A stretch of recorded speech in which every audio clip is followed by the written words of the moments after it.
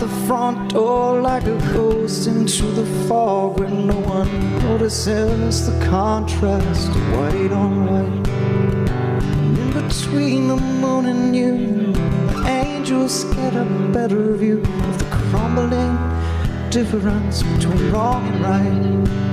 Well, I walk in the air through the rain between myself and back again where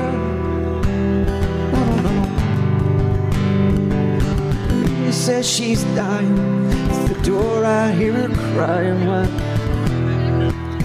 I don't know. Round here, you always stand up straight. Round here, something radiates.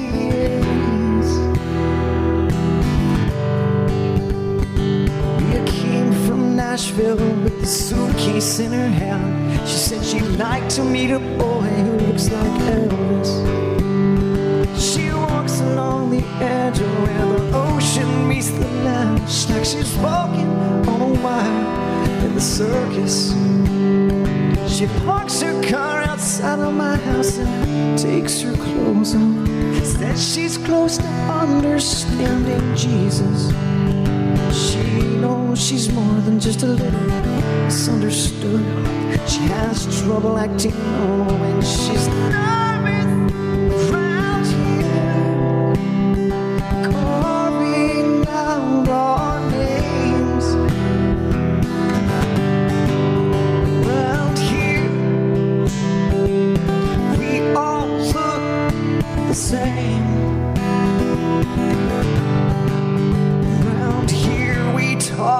Just like lions, but we sacrifice like lambs. Around here, she's slipping through our hands. Wrong, oh, sleeping children like the wind out of the lane and stream. Little baby mannequin herself in out of the lane. She says it's only in my head. She says, shh, I know it's only in my head. The girl in the car in the parking lot says, man, you should try to take a shot. Can't you see mama's calling? She looks up at the building, says she's thinking of jumping, says she's tired of life. She must be tired of something around here. She's always on my mind. Around here,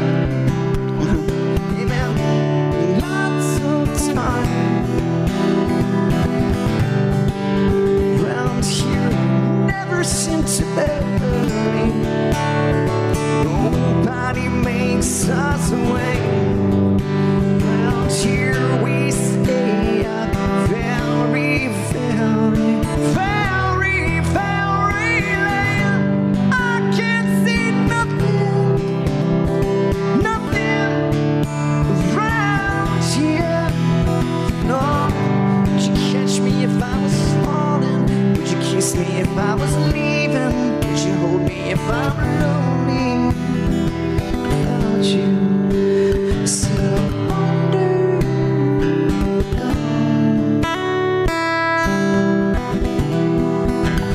Oh, man, I said I'm alone without you. I can't see nothing, nothing round.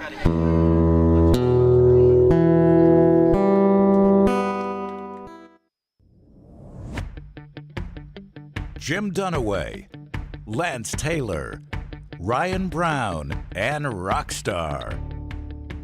Live from the Birmingham Racecourse Casino Studios, the next round, presented by Bud Light, is on now. Live show now on a Monday, coming off a major weekend where we have another next Tiger to talk about a little bit later on. A great Scott day at the Masters. We'll get to that. NBA playoffs are set, including the play-in games, but A-Day games everywhere this weekend. Portal opens tomorrow officially. Names already starting to float out. Some people denying some of those reports. We'll get to all that. But Alabama's A-Day, 72,358 people there. And I don't know if it was because the Masters was on one television and the A-Day, Alabama A-Day game was on the other television, but Alabama's grass looked horrible. Well, I don't think it had to be compared to Augusta to look bad. It looked bad. Well, and they were like, we're addressing this. The last event was held in early December. I know the Super 7 was there. There was like a girls' flag football game. But there is not a chance in hell that Nick Saban would have allowed that. No, he would not have. So you think if Saban was there, the grass would have been good? There's no way. Well, like, we're going to have this. First of all, we're going to be I don't know if they would have been the only game or if they would have been the program that ESPN decided to go to their spring game if it wasn't Kalen Deboer's first. But if they were on national television, there's no way he's going to say the image of our program is everything is top shelf. We're not going to have this ratty ass grass. Yeah, it was not a great look. I assumed it was great to play on because they played the game. Well, actually, Malachi Moore said in the postgame it's always been kind of tough in spring. I saw it described as basically painted dirt, the way they do, golf courses and stuff like that when they start to lose their grass. That's embarrassing. Guys, on the corner, and I forgot what the institution is there when you turn into my neighborhood where I was the Flash.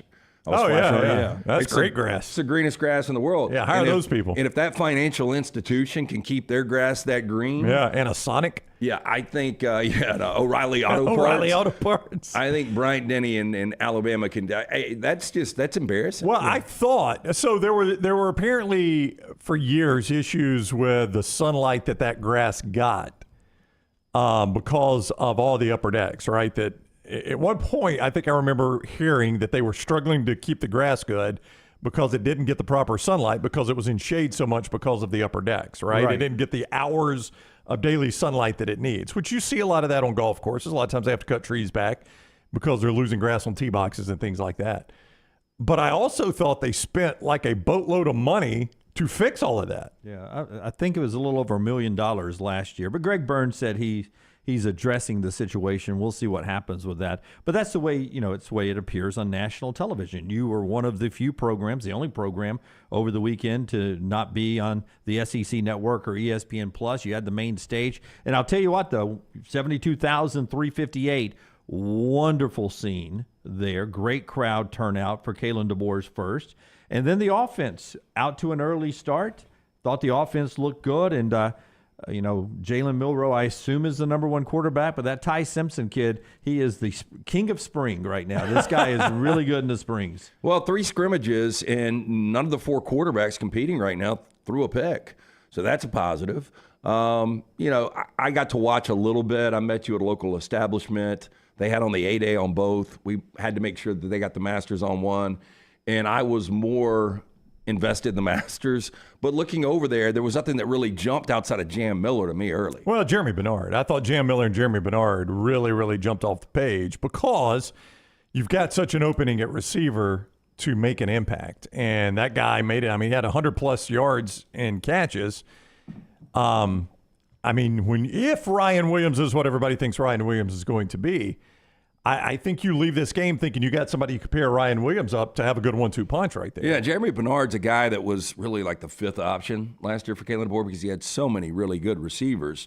He had almost 500 yards and a couple of touchdowns, but he does look the part of potentially a number 1 guy. Yeah, he looked like a veteran out there, a guy who has known this offense for a long, long time, knew what he was doing. Really good catch, throw over the middle by Milroe, catch and run 50-plus yards there. So he does something after he catches the football as well. So I really enjoyed Bernard. You mentioned Jam Miller. I think a lot of people instantly started complaining about the defense as well. And I would say that. Well, the scoring system wasn't real fair either. But defensively, you're in a lot of base. It's very simplistic, not as complicated as Kane Womack's system will be. And when you're in a lot of base, you give up a lot of stuff. So it was a base defense. It's a spring game. You can only do so much. I'm just looking for guys to step up in the receiving core, and I thought the receivers looked good.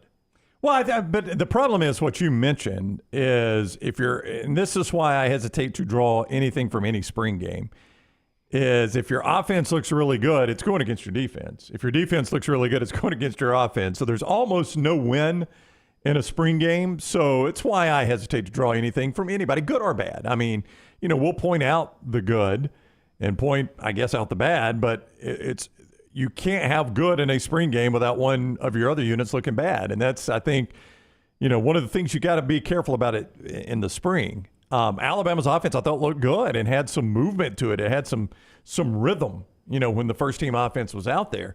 But there again, what's that say about your defense? And, you never know how much the defense is just playing base. They're not out there running all their stuff. They don't have exotic blitzes coming. The quarterback can't be touched, so you're probably a little more careful there. I hesitate to make any rash judgments on any spring game. Let's get a couple of reactions from Kalen Deboer over there, and we'll look at A-Day a couple of ways. But what I really want from you guys is what you took away from the A-Day game. Give me your reaction inside the chat room, and we'll get to some of that from Brown a little bit later on this segment. What was your positives or your negatives from A-Day as Alabama wraps up spring? And then it'll be very, very interesting in what happens over the next 48 hours when it comes to the portal that opens up officially tonight at midnight. But Rockstar, first, if you'll give me cut number two, Kalen Deboer here, talking about the running backs. Jam Miller was the star of this running back core, but you got Justin Haynes back there and a little depth in that running back room. So here's Kalen Deboer after A-Day on what he saw from his running backs. Yeah, it was, I thought they did a better job of when they saw a hole today, they hit it. And especially early on, there were some seams, and they're not dancing, which means they're getting more and more comfortable with the schemes, the trusting of the offensive line. So I thought that was something. There was a couple more tackles broken, which goes both ways, right? You want to see those tackles made by the defense. There was more tackles broken early on in the scrimmage than what I've seen. We've been pretty sure with our tackling up until the early part of the scrimmage today. So, and then they responded and did a better job. Yeah, so a little touch on the defense missing some tackles, but the running backs aggressive into the seam, which also echoes that offensive line creating those seams for those guys. Yeah, and I think, Lance, the offensive line is potentially only going to get better from here, right? I mean, you still don't know where Brailsford is on his situation there. You assume Proctor's going to be there. Well, yeah. he was at the game. He was at the game, but he was not standing on the field, right? Yeah, he was on the field, just wasn't in uniform. I thought he was over beyond on the other side of the fence. He may have been. Yeah, he is. I see the photo I now. saw. That's the photo I saw. Yeah, it is on the bricks right now, there. he could have just been standing there talking to somebody. I don't As know. Cade Hampton tweets, former future Alabama offensive tackle Caden Proctor spotted at A-Day. So Proctor there, and he'll be part of the season next year, it looks like. They've said Brailsford will come back, so, we'll see what that means when Brailsford is back. I mean, have you developed, is Brockemeyer pushing him? Is Brockemeyer ahead of him? What kind of depth have you developed there? I will say, now, it was on opposite the Masters, and I was far more invested in the Masters than Alabama A-Day. But I had it on one of my screens, and correct me if I'm wrong, anybody in the chat room or either one of you, I did not see Jalen Milroe have to dig a snap out of the dirt. I did not either. I think it was exclusively shotgun. I also did not see him under center. Baby steps. I forgot that was a storyline, but yes. Well, it was. Yes. Last play of the season. I did not see Milroe or Simpson, for that matter, have to dig one out of the dirt. I think both the first two centers, and we did not see Brailsford, obviously, both the first two centers were able to get a shotgun snap to the quarterback in the air. And I think, as you said, Lance, that may be baby steps, but this is an important baby step. But it's really the biggest job the center has to do. Cut 3, Rockstar. I want to talk about Ty Simpson before we get to some of your comments here. Simpson Kalen got asked directly about Ty Simpson and the way he has performed in the scrimmages and in this A-Day for everyone to see on national TV. Here's the Bama coach. How do you think Ty Simpson did today in terms of just command of the offense, performance, and just overall that backup quarterback position? How do you see the growth this spring? Yeah, I mean, you saw it. He does a great job back there. You know, you got full confidence with a lot of those guys back there. But Ty, I thought, again, you know, he's just been consistent, you know, and gotten better throughout the spring. Never really had any drops in each and every practice. So, I mean, you know, see what he does out there, and he's accurate. He knows when to put touch on it. I saw the one ball on the deep crosser. You know, he's got good awareness. I thought all the quarterbacks did a better job of pushing the pocket at the right time. That's something I know we've been emphasizing, rather than just sit back there and let that rush on the edges get to you. You know, he had a good feel in all those ways. I think he's got a command of the offense for sure. Yeah, but rave reviews for Ty Simpson. Yeah, I think they like all four of these quarterbacks. And let's just look at the two that we, I guess, assume are 1 and 2 right now in Milroe and Simpson. If you're Simpson and you think you're 2, what do you do?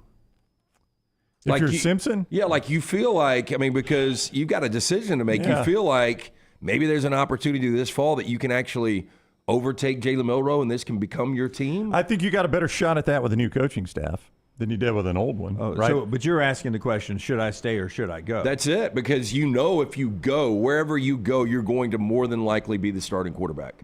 And if you stay, I don't know. You got a really good shot at being the starter next year. Yeah. And then you'd have a couple years as the starter with a, you know, what's perceived to be a good offensive coach. I don't know. I mean, it's not an easy decision. I mean, there is no chance all 4 of these quarterbacks stay. I wouldn't think so. Well, you say that.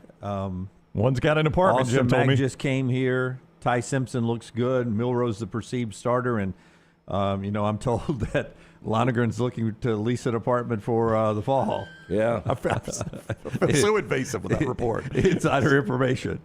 So all 4 of them are planning on housing in Tuscaloosa, at least right now. A lot of people say in the chat that Mack was the one that looked the worst. Austin Mack, the transfer out of Washington. The guy who actually knows the offense. Yeah. Well, in theory, yeah. Yeah. Go ahead. Well, I was just going to say, you know, you get and I'll go ahead and fall on the landmine for the show, or fall on the grenade for the show. Okoronkwo,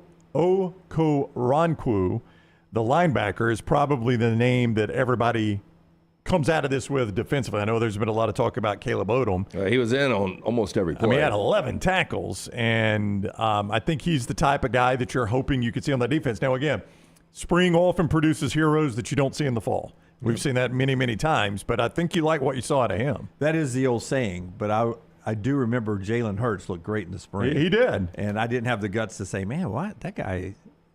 I remember watching the spring game that year thinking, that looks like the best quarterback. I am not about to say that on the show, though. Me either. I would sound like an idiot saying that. And it ended up he was the best guy, was the starter. We'll get your reaction coming up in the chat room. Brown's going to pull a few of those out as I tell you that golf is returning to the area again. You're excited about the Masters. Get pumped up now for the Regions Tradition as it returns to Greystone May 8th through the 12th, just a few days away now. Golf greats like Ernie Els and Jim Furyk and defending champion Steve Stricker will compete for this major championship.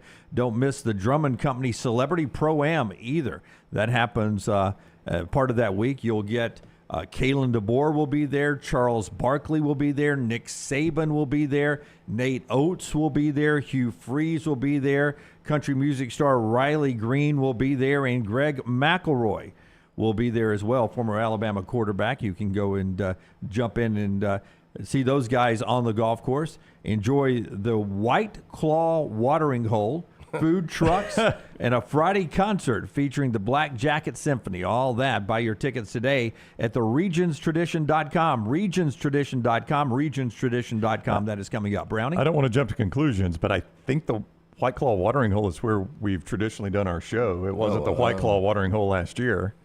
It was something else. Some restaurant, some tequila or something. What is it? No laws with White Claw? Yeah. So that could be no laws with a claw. That could be a more interesting show than we normally do from out there. So we'll see. Yeah. We'll see if that's where they put us. They're in the old White Claw watering hole.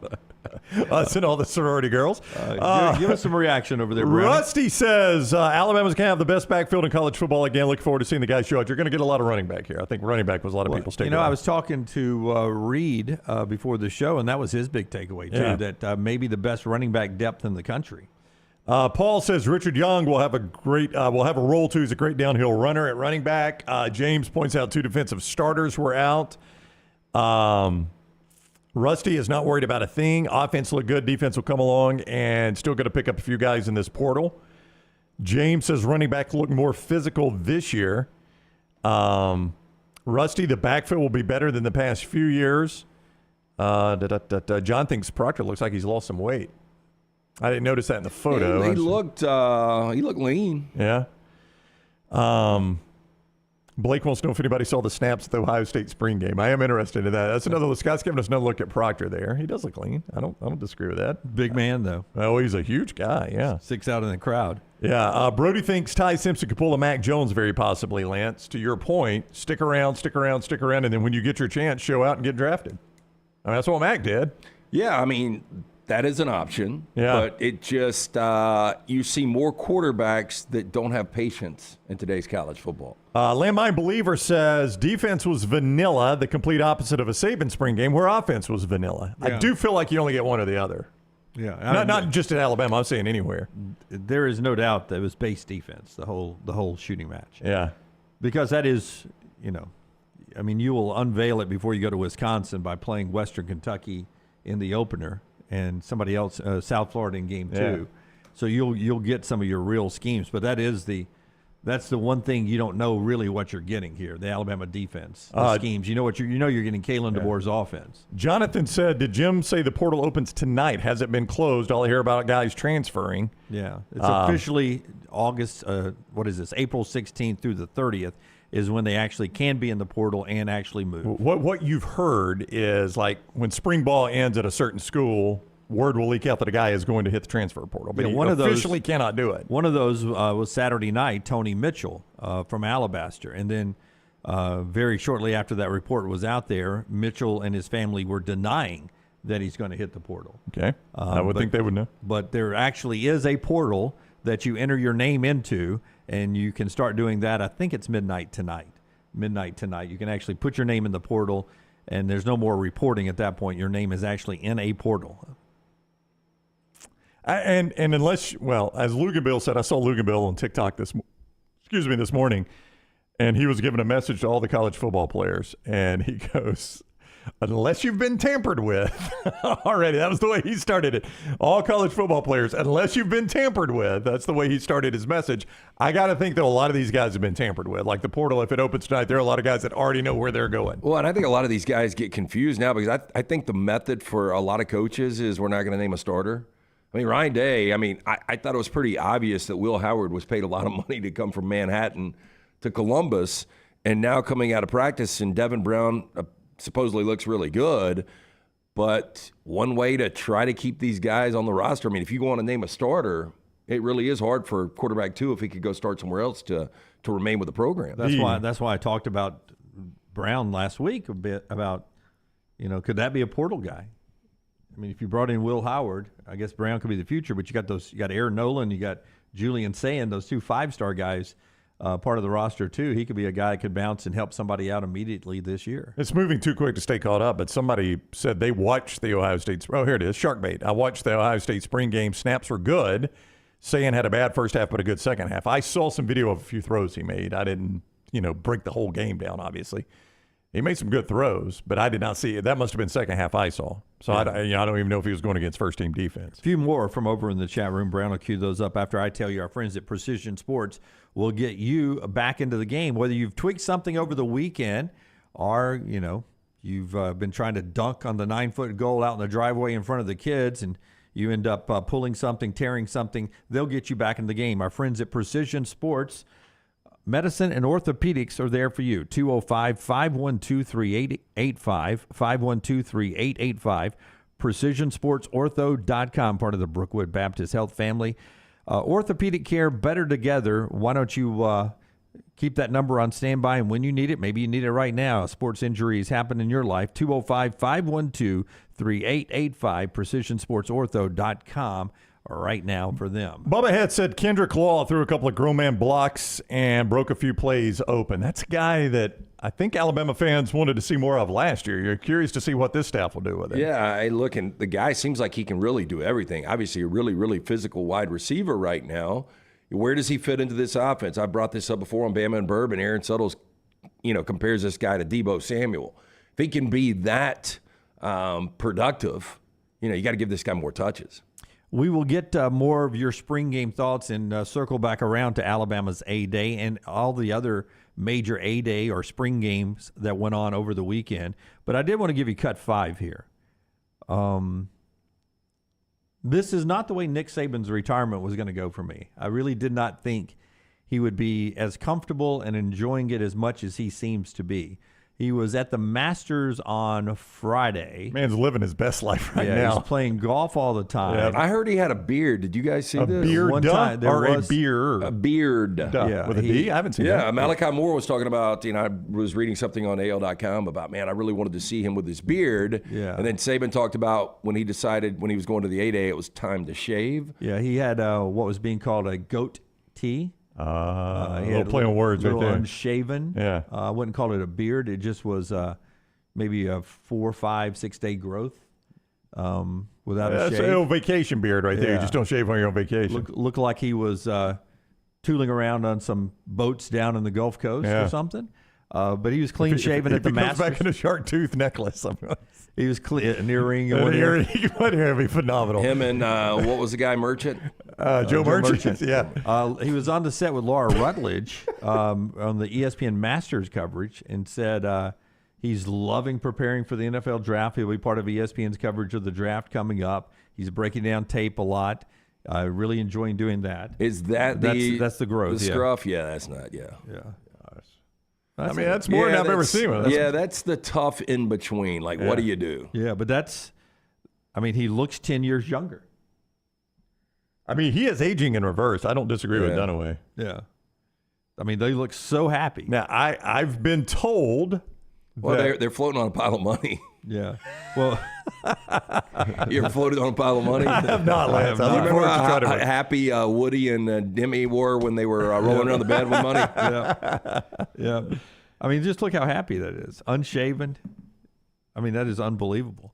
And Well, is this not what everybody wants in their retirement? You spend it with somebody that you But actually enjoy spending time with. Did you not think you can have? He's got anything he wants to do, he can do. But did you not think there was a little bit of him that would have gotten into this and would have been second guessing himself? I thought that's the way it would go. And I didn't want that to be the case. I didn't want him to retire and be going, God, I wish I'd not done that. I wish I was Can't live doing life like that. I just, but there's probably some point, and it will probably be in the fall. I bet fall camp was what really got his juices going. And when fall camp starts to open, you do wonder if there'll be a piece of him that's like, God, I wish I was there. Kevin is saying he looks younger because that picture is 5 years ago. So he looks 5 years younger. Yeah. I thought it was 10 years younger. So Kevin keeps up. I have been told that I look younger with just a little bit of growth. That's not why I'm holding on to it before y'all say that, but I've been told, so it may have that effect on everybody. Who told you that? Jennifer Brown? Jennifer likes it. That's one of the main reasons I keep it. It wasn't like a buddy or lunch. He's like, man. No. dude, you look- I've been told It that. wasn't Ush. I've been told that. I don't know. I can't even remember who. I'm just saying I've been told. Ush is number 14 now, isn't he? But anyway, here's Nick Saban addressing the crowd at the Denny Chimes ceremony, Nick, in Tuscaloosa for A-Day. And just carefree, loving life. He told Laura Rutledge, I was going to say, love preparing for the draft, but he does have chores that Miss Terry makes him do before he can go play golf every day. He has to make his bed, he has to take out the garbage, and then he has to eat breakfast with her. And then he's free to. I mean, that's pretty minimal. Free to go on your own. Side note, Laura has become, and I was talking to EG about this yesterday, this generation's Aaron Andrews. You know, I would agree. Remember it was everybody, like, I want to be the next Aaron Andrews. I think this generation, the EGs of the world, look at Laura Rutledge and her versatility and how well respected she is. And I was telling EG, we met Laura when we first started doing the show, and she really wasn't doing much. Yeah, no, she started with what was the Southeastern Sports? Wasn't it Fox Sports or Sunshine Network or something like that? It was one of the Florida But she channels. also did like the Alabama baseball games when it was on.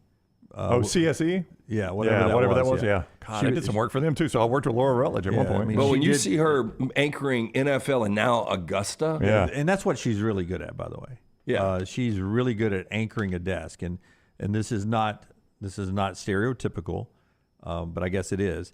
There are not a lot of men. There are not a lot of men who do that well, and there are even fewer women so far in broadcasting that have held down the desk as well as she does. And that to me is what will make her millions of dollars in her career, because she's really good at hosting and producing NFL Live every day. She anchors that desk great. She anchors that coverage at the Masters great. She anchors SEC This Morning when she does that. She can do sidelines. She does it all. She's fantastic. And Nick Saban spent time with her and talked about doing chores. And then he was there with the fans at Denny Chimes, and he had this to say to everyone who gathered there outside of the quad there in Tuscaloosa for that ceremony. Thank you so much. This is the first time I've got to address a group that I'm not the coach, but I'm one of you. I'm one of the fans now. So much more at ease. I mean, yeah. And he got a chance to I'm speak. a fan now. He spoke to the team before the game. Kalen Deboer had him in the locker room, and he addressed the team. His fingerprints is all over the program. And it's just, I saw somebody that said he's living the retirement I wish Coach Bryant would have been able to have. Well, yeah, I never got the opportunity, obviously, and you wonder what that would have been like. Saban has been far more attached and visible to this program than most former coaches are when they retire. I mean, he's been around a lot. Yep. He was at, Kalen DeBoer's introductory press conference. He's at the spring game.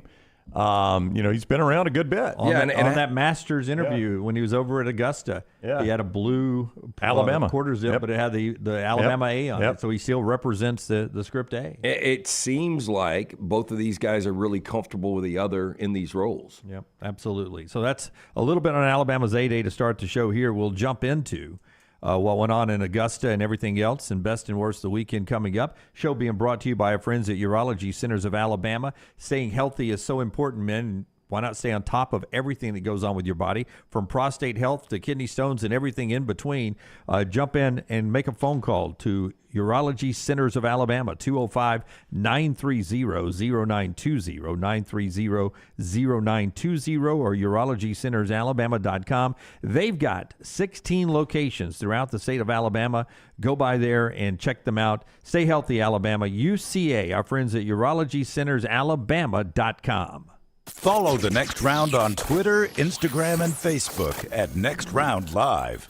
This hour of The Next Round is presented by the Birmingham Racecourse Casino, now featuring 7 days of giveaways with your chance to win a share of up to $125,000. The more you visit the Birmingham Racecourse Casino, the more chances you have to win.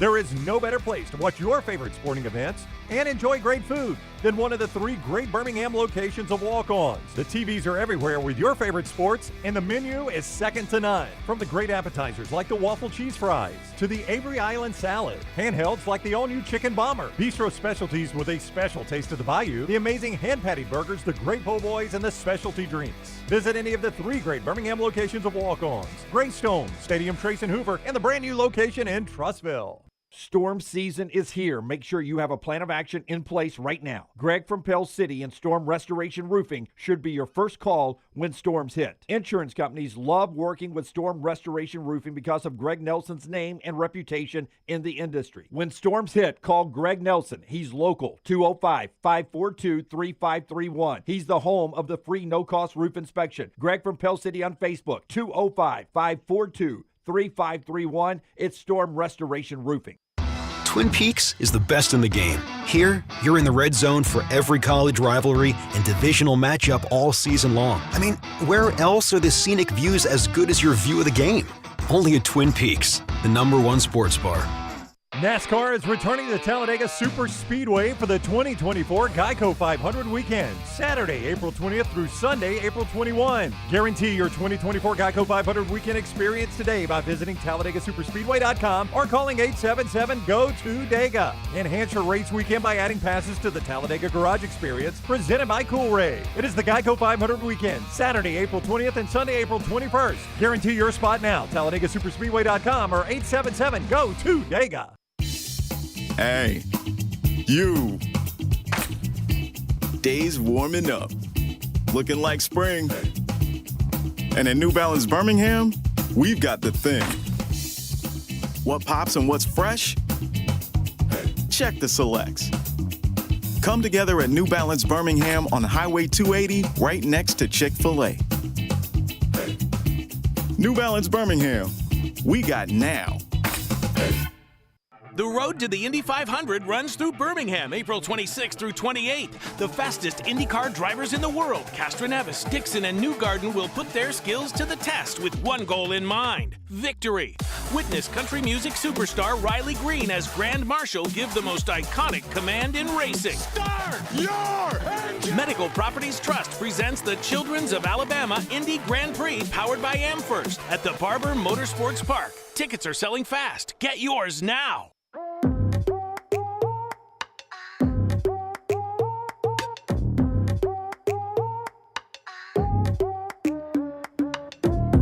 All right, Tyler Watts will join the show coming up to start hour 2 in about 30 minutes. We'll get to TW, who was there at 8A and part of the Crimson Tide Sports Network broadcast with Chris Stewart. We saw Nick Saban and family sitting in the skybox there. I assume it's obviously their skybox. I assume they'll be there for regular season games. Boy, you'll get a ton of cutaways if so. Yeah, it's gonna be a very popular TV cutaway there. Barry Alvarez-like. Remember, he used to get a lot of cutaways. Probably more Jerry Jones-like. Yeah, I don't know that Saban will be entirely comfortable with that, so you wonder if he finds a way to disappear and watch elsewhere, because I don't think that's what he wants. Well, I mean, look, watching in a box is not the best place to watch a game. And Saban seems like a guy that really technically would want to watch a game. Yeah. So I don't foresee, I could be wrong, when Georgia rolls into town that he's sitting in a skybox. Yeah, I mean, Western Kentucky, I can see that. You're just going to get a ton of, it's going to be a very, very popular Nick Saban. Oh, there's Coach Saban's reaction to the turnover. I mean, and I don't think he's going to be terribly comfortable. I don't know if you guys remember, this is years ago, when Chris Long was playing at Virginia. And it was, I think, a Thursday night game. And Howie Long was sitting in a skybox, along the sidelines there. And they kept showing Howie Long. And at some point, he just got tired of it. So they had somebody, this is no joke now, somebody standing over, I guess, by the wall. And every time they would cut to the shot, they'd turn the lights off in the booth so you couldn't see him. 100%. I remember this vividly. Yeah. Boy, who drew that short straw? I don't know. Lights. And it got to the point where ESPN just quit cutting to Howie Long because he was tired of, the Howie Long cutaways every time Chris made a big play. He wanted it to be more about his son and less about him, obviously. Little T from our social media platform room says, here's a look at the Sabans watching the game. It's almost like Inauguration Day, and they're sitting there watching the new president get inaugurated. Now, as G. Curbo points out, he's going to be doing game day, so he's not always going to be in Tuscaloosa, especially for the early games. But, like you mentioned, Georgia, Atlanta, that's going to be a primetime game. And, by the way, game day is going to be in Tuscaloosa that day. Taylor asked this question, though. During an Alabama game when Saban's there, who'll get more FaceTime? Saban or Taylor Swift when everybody went crazy this past year? Saban more. We'll get more FaceTime. Yeah, than Taylor Swift. Absolutely. Yeah, really interesting. Well, this one's not manufactured. They were making out at Coachella or some crap like that I saw on the So they're still together. Oh, yeah, 100% they're still together. Where were they, Rockstar? Did you see the story? I did not see the story. I just saw the headline, didn't read the story. Coachella? Yeah. So I was right about that? Put one in the win column for me right there. Yeah. I've always wanted to go to Coachella. Have you? But it was this past weekend. Had too much going on. But she wasn't performing, I don't think, Rockstar. I think she was just there as a she was a consumer. She was a consumer. If I would plan ahead ever, I was already in Phoenix. I could have just taken vacation time and just dropped on over to Coachella. No doubt. Coachella is a young man's game. Yeah. It's dust. It's wind. I throw a hat and a bandana on. You gotta grow a beard. Yeah, I think. Dunaway would. And pull Lunsford on. I think Laura went a few years ago, and it was like just nothing but a dust storm. Yeah, she went to go see Beyonce like 2017, 2018, and it looked miserable.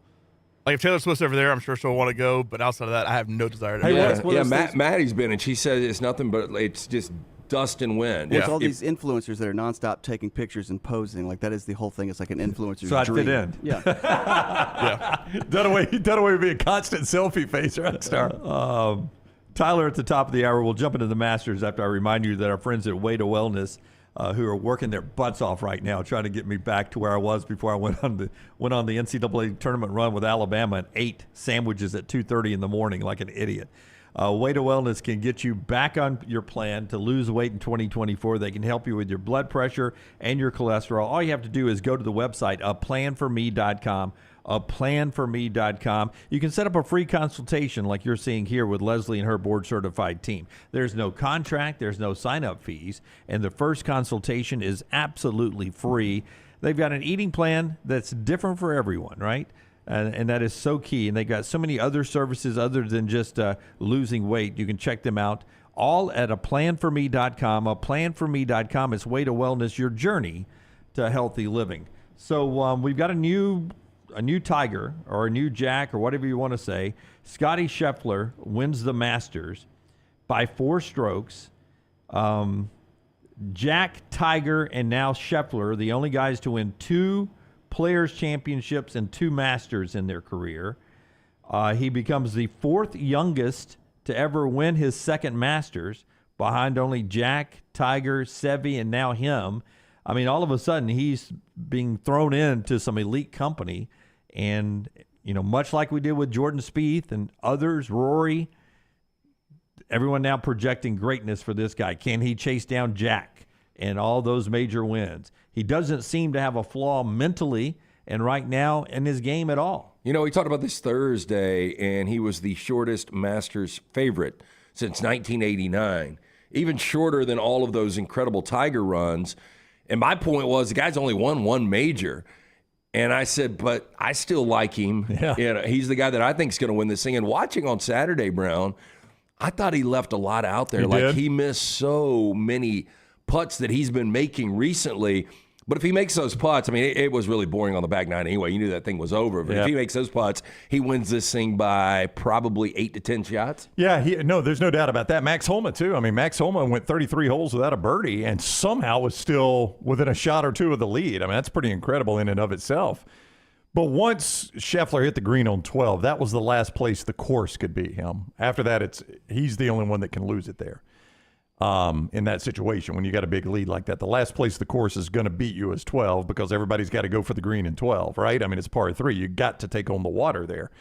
Once he got past that thing was way over. But you could stack the chairs at that point. When he had the double, you know, it almost made an incredible par putt and then misses, and then he lips out a 3-footer for a double, and then he bogeys the next hole, so he gives back 3 shots, and then almost immediately he's got an eagle. It's like, the guy does not get flustered at all. And I'll tell you, the second best golfer I saw was the Oberg kid. Oh, he's got such a bright future. What is he, 20? He's older than that. I think he's 23, 24. Well, I mean, he was playing at Texas Tech a year ago. Yeah. Yes. I'll look up his age. But Scheffler had 7 birdies on Sunday. 7 birdies on Sunday. That hasn't been done since Nick Faldo did it in 1989. Oh, he was in control all day long. So that's a pretty good finishing Sunday there. Yeah. But we've got to talk about Tiger though too. Oberg is 24, by the way. 24. Put that to him. We've got to talk about Tiger though. He finished. Was he dead last? He was dead last. Yep. Yeah. But made the cut. Now that's better than half the field. He did make the cut, but he finishes 16 over, his worst round ever. Mm-hmm. And there comes a time when you have to. I guess he's not eating up a spot, Brown, if he made the cut. Right? He's playing. Oh, no, he's not eating up a spot. Right. Because no. They just add to the field of former champions that want to play, but they only have like 89 golfers in this Well, event. you know, you end up getting a lot of former champions are told this is going to be your last year. It'll be a while before they do that to Tiger, obviously, but no, he's not eating up a spot. No, he's earned his spot there. This would be, I mean, if he were 100% healthy, you know, he'd be in all these fields. See what I'm saying? I mean, like he's earned his spot in these fields. He's not just a honorary person in these fields. Every major he's in, he's still eligible based on something he's already accomplished. Okay. If I'm trying to make sense. It was tough to watch on Saturday and Sunday. And, you know, obviously he's still a massive draw. Whenever I was jumping around listening on Sirius XM, it would have the leaders and then it would jump to Tiger all by himself, like in 41st place. So he's still obviously a major factor when it comes to viewership out there. At some point, though, you have to worry about your legacy, right? Well, yeah, I think you do. And I think you worry about, he just didn't look healthy. I don't know what you guys thought, but he was sweating.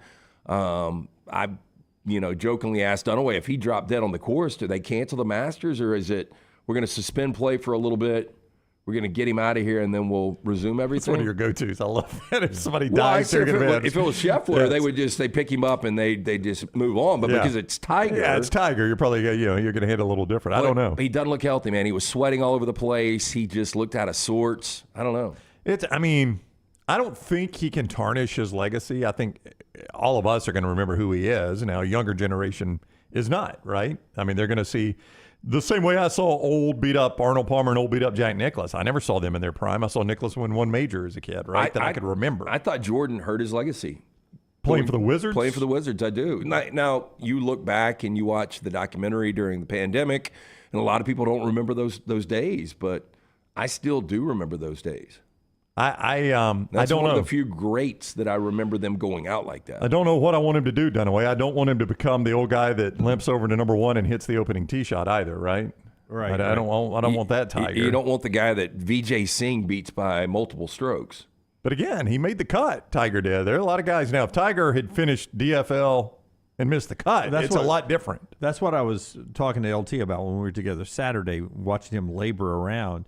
And I think somebody said in our group, maybe it was you, LT, that he looks like he's about to WD. And I said, he can't do that. He's got to stop, withdrawing after, in these tournaments. He's got to at least play it out. Yeah, I would agree. I think his pride, his pride will not allow him to do that. I don't think you have to worry about that with him. He's going to have to be unable to perform to WD. You told me, though, 16 over at what is his best course. Oh, yeah. No. Yeah. He's a long, long way off, especially when you see where Scheffler is. Yeah, but see, that tells me But he's barely playing professionally right now. Right, but he's not going to play in the U.S. Open or the British or the PGA coming up, right? Oh, I don't know. He hasn't announced yet, but I think that's all he's going to do is play in the majors. But if he's 16 over at Augusta, which is his course. But he still made the cut, though. He did. I mean, he beat a lot of really good golfers for 2 days. What would the U.S. Open course do to him? Nothing worse than what Augusta would. What do you mean, just physically? In fact, it'd probably be easier for him than what Augusta is. Those courses are usually set up pretty tough. Well, they're set up tough, but so is Augusta now. I mean, now I know 11 under won it, and 11 under probably will not win the U.S. Open, but it's not exactly easy to play Augusta. The hardest part for him, Augusta, is walking that course. That is a brutal course to walk. And it just doesn't look like that on TV. But it is. But everybody talks about the hills. A lot of elevation changes, and for him, a lot of shots you don't hit from a level. You almost never get a level lie, right? We go out and play, and we got nothing but level lies. You get none out there, and that just, all those things add up when you got a bum leg. Yeah. Tiger in the seniors tournament, will he ever play there? Krusty asked. I don't think so. He's made way too much money, and I just think he would feel like it's beneath him. Yeah, honestly. I could be wrong. I wondered that about Phil Mickelson, but Mickelson screwed around and won a PGA when he was 52 and then got all the live money, so I don't know what Mickelson will do. Jack and Arnold actually started the seniors tour. They did.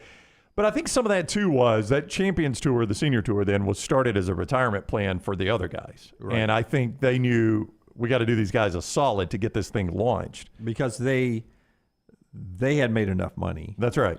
But the purses were not what they are now, so everyone else on the tour had not made the same money. Right. I think Jack and Arnie knew we got to go out there and give it some legitimacy so these other guys can have a retirement plan. And, it's not in that situation anymore. I don't think Tiger would have to do that. We got asked a question last week. If Tiger was blindfolded with his caddy, could he beat you? I don't know. He was 16 over with both eyes. Yeah, I think I could beat him blindfolded. Yeah, he probably would have another 10 shots on top of that. We got to ask another question. Like, if you started from you're on the green every hole, and you started from the furthest point away from the green, all you got to do is putt, and Scheffler plays. Do you think you could beat Scheffler? I wouldn't feel good about myself, no. That'd be tough. The furthest part on the green? Away from the hole. And all you have to do is putt. Where are we? Augusta? No, you're at Augusta. Yeah, you're playing the same course. Scheffler's playing the whole course. I'm a pretty good putter.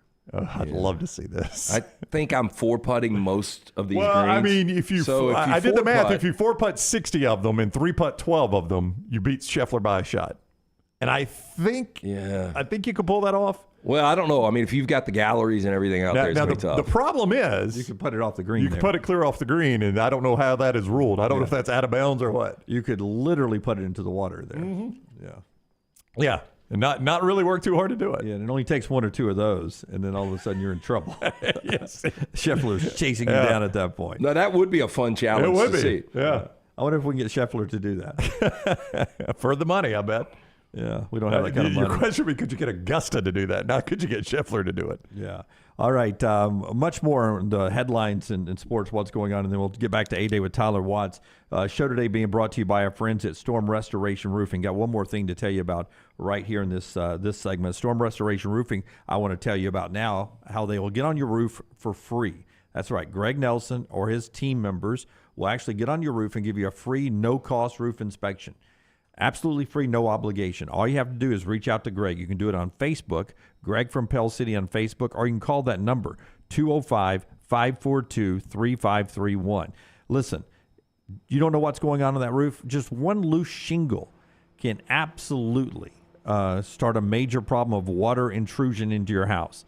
So he'll check out your shingles and all the other things up there that prevents water from getting in. Make sure your roof's in good shape. If you've got storm damage, he's the guy to call. If you have a roof that's getting old and ages out, he can tell you how much longer you have on that roof and when you need to make the switch. Just a really good, trustworthy guy. Storm Restoration Roofing, 205-542-3531, or Greg from Pell City right there on Facebook. I will point this out. Troy says Tiger looked a lot better in Spieth. I would agree 100%. Yeah, that is a... And you mentioned that with Scheffler, like we said this with Spieth and Rory. Now, Rory has lived up to a lot of it. He can't win the Masters. But Spieth has fallen apart. Justin Thomas has too. I mean, it shows you how quickly it can leave you. Those guys kind of remind me right now of what happened to David Duval. Yeah, I mean, it can leave you quickly, and when it leaves you, it is hard to find it again. It was funny. I was on the golf course yesterday, and I played really well through 6 holes, and then someone asked me about Justin Thomas, and I was like, I don't see how you can triple bogey 3 straight holes in a row. And then I went and triple bogeyed 7, 8, and 9. That's good. That's a landmine. Just like that is how you do it. Just like that right there. You showed us, Jimmy D. Yeah. So JT's got to get it back at some point. You hope Jordan Spieth's able to do that as well. The scene in Kentucky, absolutely amazing yesterday. 72,000 for an Alabama spring game is huge. To have this scene at Kentucky in Rupp Arena, where they had 22,000 fans in the arena, they roll in the bus, and off that bus gets out the 1996 Kentucky National Championship team. And the last guy off the bus, Kentucky's new coach with the national championship trophy back then. So Mark Pope gets introduced in front of a crowd. They were expecting 6,000 to 8,000 fans, officials said. When they get there, it's 22,000 strong. Jack Pilgrim right there of Kentucky Sports Radio. I think we're going to be just fine. I'll tell you what. Do you guys think he wins one? I don't. I would bet against it. I mean, they're hard to win, Lance. I'd bet against most coaches winning one. It's not just Mark Pope. I tell you, reading Matt Jones, what happened here was this was a very unpopular hire by Kentucky fans. And then everybody else started piling on as to how bad a hire it was. The Kentucky fans were like, well, wait a minute. He's our guy. We can say that. Yeah, you can't say that. Right. So then it completely flipped for Mark Pope. This is Matt Jones' words, not mine. It basically flipped for Mark Pope. And all of a sudden, everybody rallied behind him. Well, this is what I remember with Gus Malzahn. And you guys correct me if I'm wrong, but when he was immediately hired as Auburn's head coach, and what year was that, 2013? Yes. Yeah, when he was hired, there was a couple of days where it seemed like there was a lot of blowback. Why? And then quickly, the fan base rallied. Yeah, well, wait a minute. You're not going to say that about our coach. He's our guy now. That's right. Yeah. Wait a second, guys. And that's apparently what happened with Kentucky. And they showed out, man. I will tell you, they love him. And he does play a style a lot like, Nate Oates plays. Yeah. He plays to the 3. He shoots the 3 ball. And he'll bring some of those 62-year-old BYU players over with him. There'll be a couple of those guys that have hit the portal already. But that's the scene at Kentucky, just really amazing. All right, our friends at NASCAR, it's race week. Yesterday, Chase Elliott wins in Texas. Now everybody comes to Talladega. You can be there at Talladega as well, just like Brown and I were a few weeks ago when we toured the facilities and checked out the race from every angle, high above and down in the garage area, Victory Lane, and everywhere. You can get passes and access to all of those spots just by going to TalladegaSuperspeedway.com, TalladegaSuperspeedway.com, or call 877-GO-TO-DEGA. Camping all week, it's free. Primitive all the way to the high RV. Upgrade your tickets to get the access inside Big Bill's garage there, up close in the garage area. to all your favorite racers. And then, of course, 2 races on Saturday, Walker Hayes concert Saturday night, and the Geico 500 race on Sunday. Tickets available right now, TalladegaSuperspeedway.com, TalladegaSuperspeedway.com. Take the next round anywhere you go with official Next Round gear. Buy yours today at nextround.store. Man, I love a good meal. I'm Jim Dunaway. A good meal is what you get with my friend Sterling at Champy's Chicken on Highway 119 in Alabaster. We're talking great southern fried chicken, wonderful sides, hand-cut chicken fingers, po' boys, and those Mississippi Delta recipe tamales. You got a perfect menu for everybody. Champy's Chicken is perfect for watching the big game, or taking a meal to the lake house, down to the coast, or stay in the restaurant and dine in a great atmosphere. It's all made fresh to order right there on 119 in Alabaster, Champy's Chicken. Hey, there's nothing worse than waking up to a plumbing problem. Don't get caught in a flooded house. Call the guys at Hemp Hill Services. Adam, Chad, and the team at Hemp Hill are the only ones I trust to fix it and fix it right the first time. Hemp Hill Services does it right and always at a fair price. For all of your plumbing, cooling, and heating needs, trust the name that Birmingham has trusted since 1954. That is Hemp Hill Services. Call now, 205-229-2090. That's 205-229-2090. Stop by the New York Butcher Shop and pick up the finest in certified Angus prime beef steaks and burgers, premium pork chops, ribs, and all-natural chicken cut to order just for you. Their chef-prepared entrees and side dishes are the perfect dinner-to-go choice for your family and are ready to heat at home. With a great selection of fine wines and desserts, the New York Butcher Shop is your one-stop dinner shop. 2 locations to serve you, Cahaba Heights and on Highway 119 in Greystone. The New York Butcher Shop, rare quality, well-done service.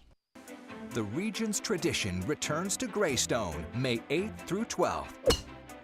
A decorated field of players featuring some of golf's greatest names, including Ernie Els, Jim Furyk, Padraig Harrington, and defending champion Steve Stricker. Oh my goodness! All fighting for another shot at history.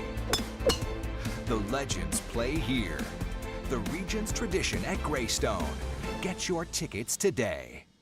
Logan Martin Lake Fest and Boat Show presented by AmFirst coming up May 12th through the 14th on Logan Martin Lake in Pell City. Free public admission. It's Bama's biggest in-water boat show. Over 100 boats and vehicles on display. Vendors, food trucks, live music all weekend long. Fireworks show on Friday night. How about this? Free Velcro Pygmies concert coming up on Saturday. Mother's Day is Sunday. They're going to take care of mom with free mimosas all day on Sunday. For more information for this incredible event, go online, LoganMartinLakeFest.com. The road to the Indy 500 runs through Birmingham, April 26th through 28th. The fastest IndyCar drivers in the world, Castroneves, Dixon, and Newgarden, will put their skills to the test with one goal in mind: victory. Witness country music superstar Riley Green as Grand Marshal give the most iconic command in racing. Start your engine! Medical Properties Trust presents the Children's of Alabama Indy Grand Prix powered by AmFirst at the Barber Motorsports Park. Tickets are selling fast. Get yours now.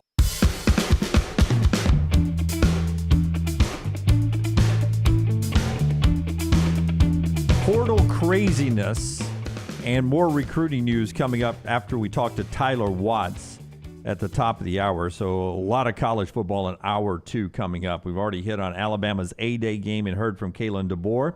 And we've talked about the Masters and Kentucky's introduction of Mark Pope. A couple other big things out there right after LT tells you about our friends at Redmont.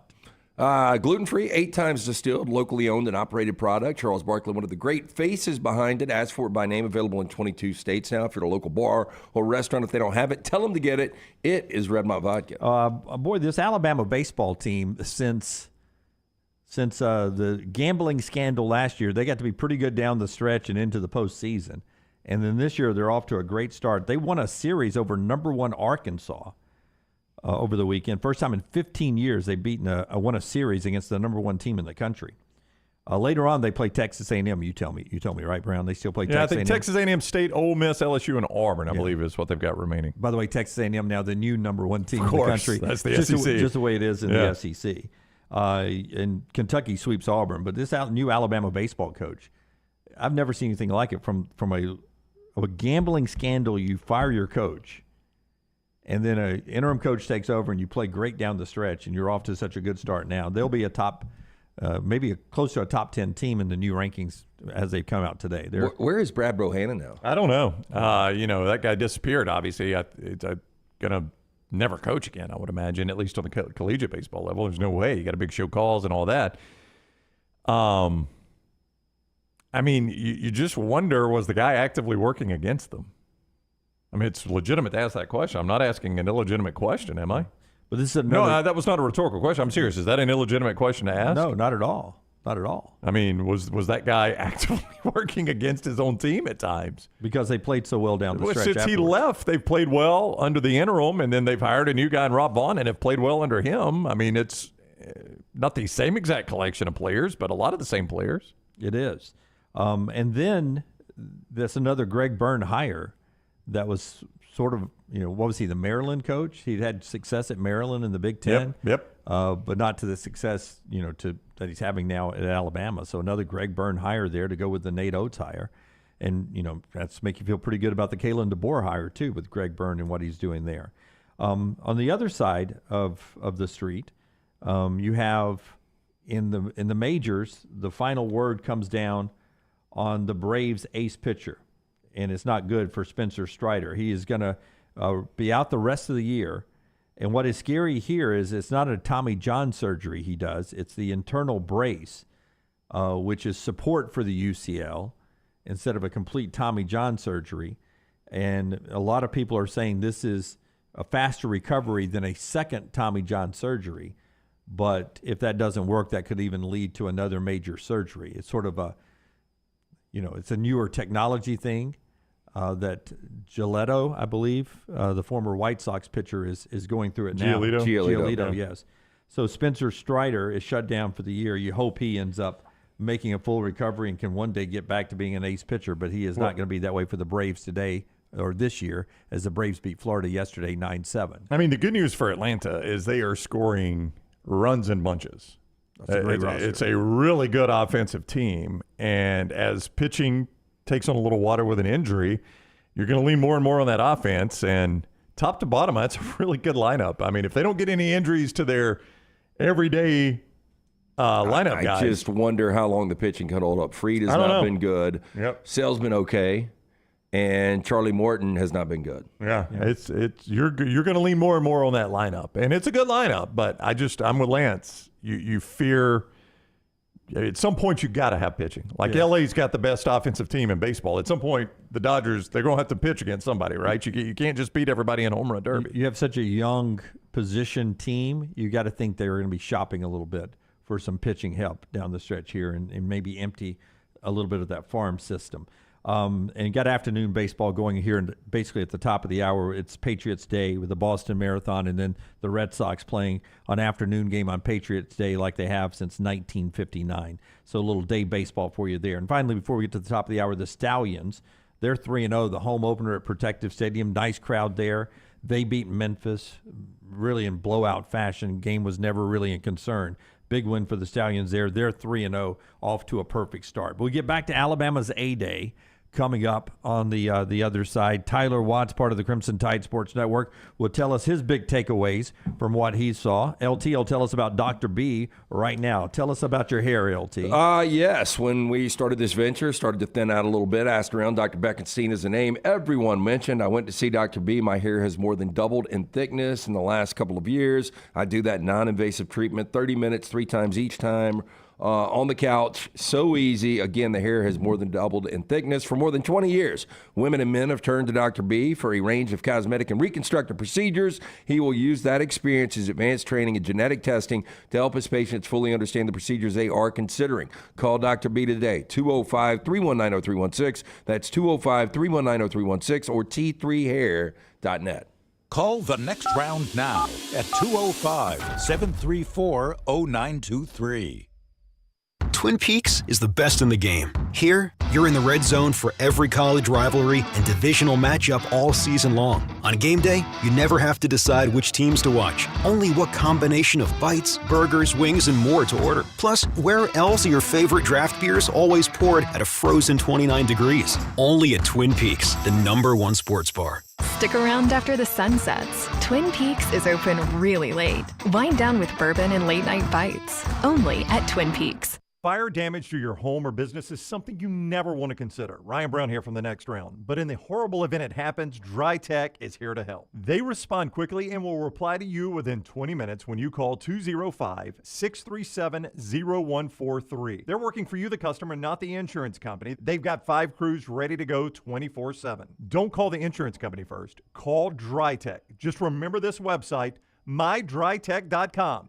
That is mydrytech.com. The wait is over. Tonali has arrived. Beautifully distinctive Italian styling and performance. Come test drive the all-new 2024 Alfa Romeo Tonali plug-in hybrid at Alfa Romeo of Birmingham. The all-new Tonali offers best-in-class horsepower and torque, fastest 0 to 60 times in its class, plus best-in-class range with full electric charge. And best of all, qualified Tonali leasees are eligible for up to $7,500 EV tax credit factored into your lease. Hurry down to Alfa Romeo of Birmingham and experience the all-new Tonali. NASCAR is returning to Talladega Super Speedway for the 2024 Geico 500 weekend, Saturday, April 20th through Sunday, April 21. Guarantee your 2024 Geico 500 weekend experience today by visiting TalladagaSuperspeedway.com or calling 877-GO-TO-DEGA. Enhance your race weekend by adding passes to the Talladega Garage Experience presented by Coolray. It is the Geico 500 weekend, Saturday, April 20th and Sunday, April 21st. Guarantee your spot now, TalladagaSuperspeedway.com or 877-GO-TO-DEGA.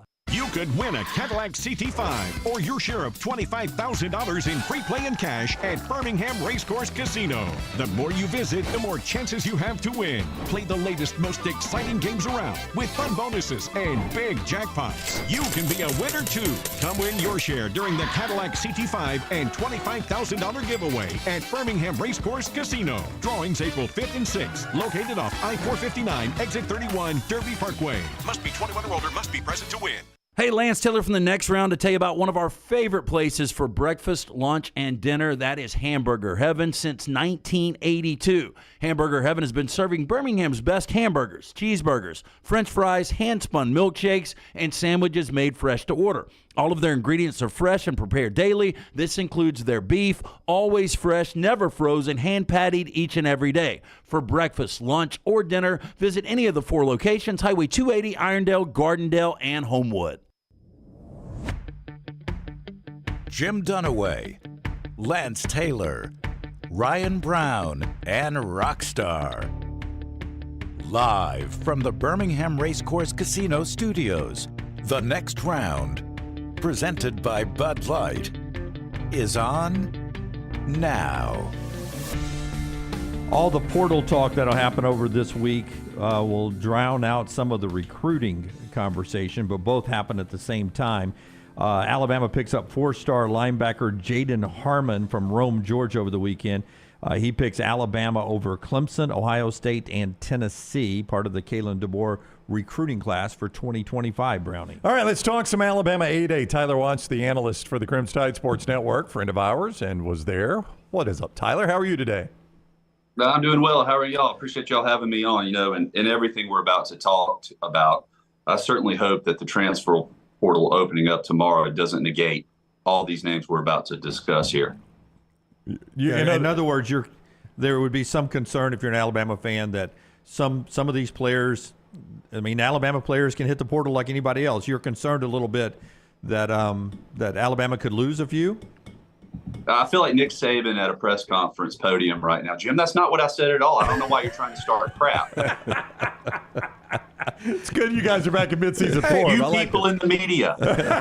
There is no way, though, Tyler, that 4 quarterbacks in today's atmosphere of the transfer portal are going to stay around, right? Probably not. And I think that everyone wants to play, and rightfully so. And if they don't really think that their future is with a particular program or in a particular system, then they're going to look for opportunities. I get that. That's part of it. But there's also somebody else somewhere else that potentially might be coming in. I thought the quarterbacks, though, I thought all of them did really well. Jalen Milroe, I thought, had a really nice day. He threw a couple of touch passes that were extremely impressive. Thought that Ty Simpson showed glimpses of what he can do as well. He understands the offense. He's understanding the defense. He had some well-timed throws as well. And even the younger guys, Dylan Lonergan, and Austin Mack. Austin Mack started off a little slow, but you can see a lot of potential there. So they got to throw to somebody, though, Tyler, and that has been a position of need for Alabama over the last couple of years, the receiver position. Jeremy Bernard, their transfer from Washington, I mean, he had more than 100 receiving yards on 4 catches. I thought he looked pretty good. He looked like a completely different player in the A-Day as opposed to what I saw the previous week in that scrimmage. He looked like just a different animal altogether. I understand he was able to create separation, get open, made a couple of really nice catches, even on the nice pass in the first quarter where he dragged all the way across the field. He had great coverage, trail coverage right behind him, and he was able to create just a little bit of separation at the tail end. Those are kind of the things that you're looking for that number one wide receiver. So, I mean, you played with guys like this, obviously. This is nothing new, that there are some guys, when there's 70,000 in the stadium and the lights come on, they're a different player. And I'm not saying that's what you're saying about Bernard, but that played out in the 2 times you've seen him.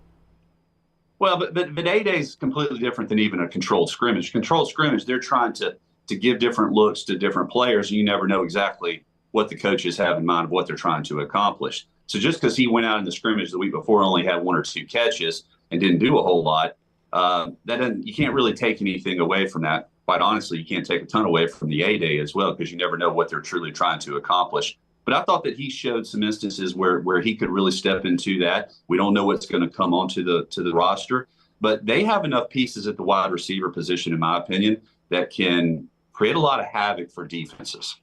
Yeah, especially with the recruits that were not part of A-Day. Tyler Watts is with us, part of the Crimson Tide Sports Network and part of our family up here with his football coverage throughout the year.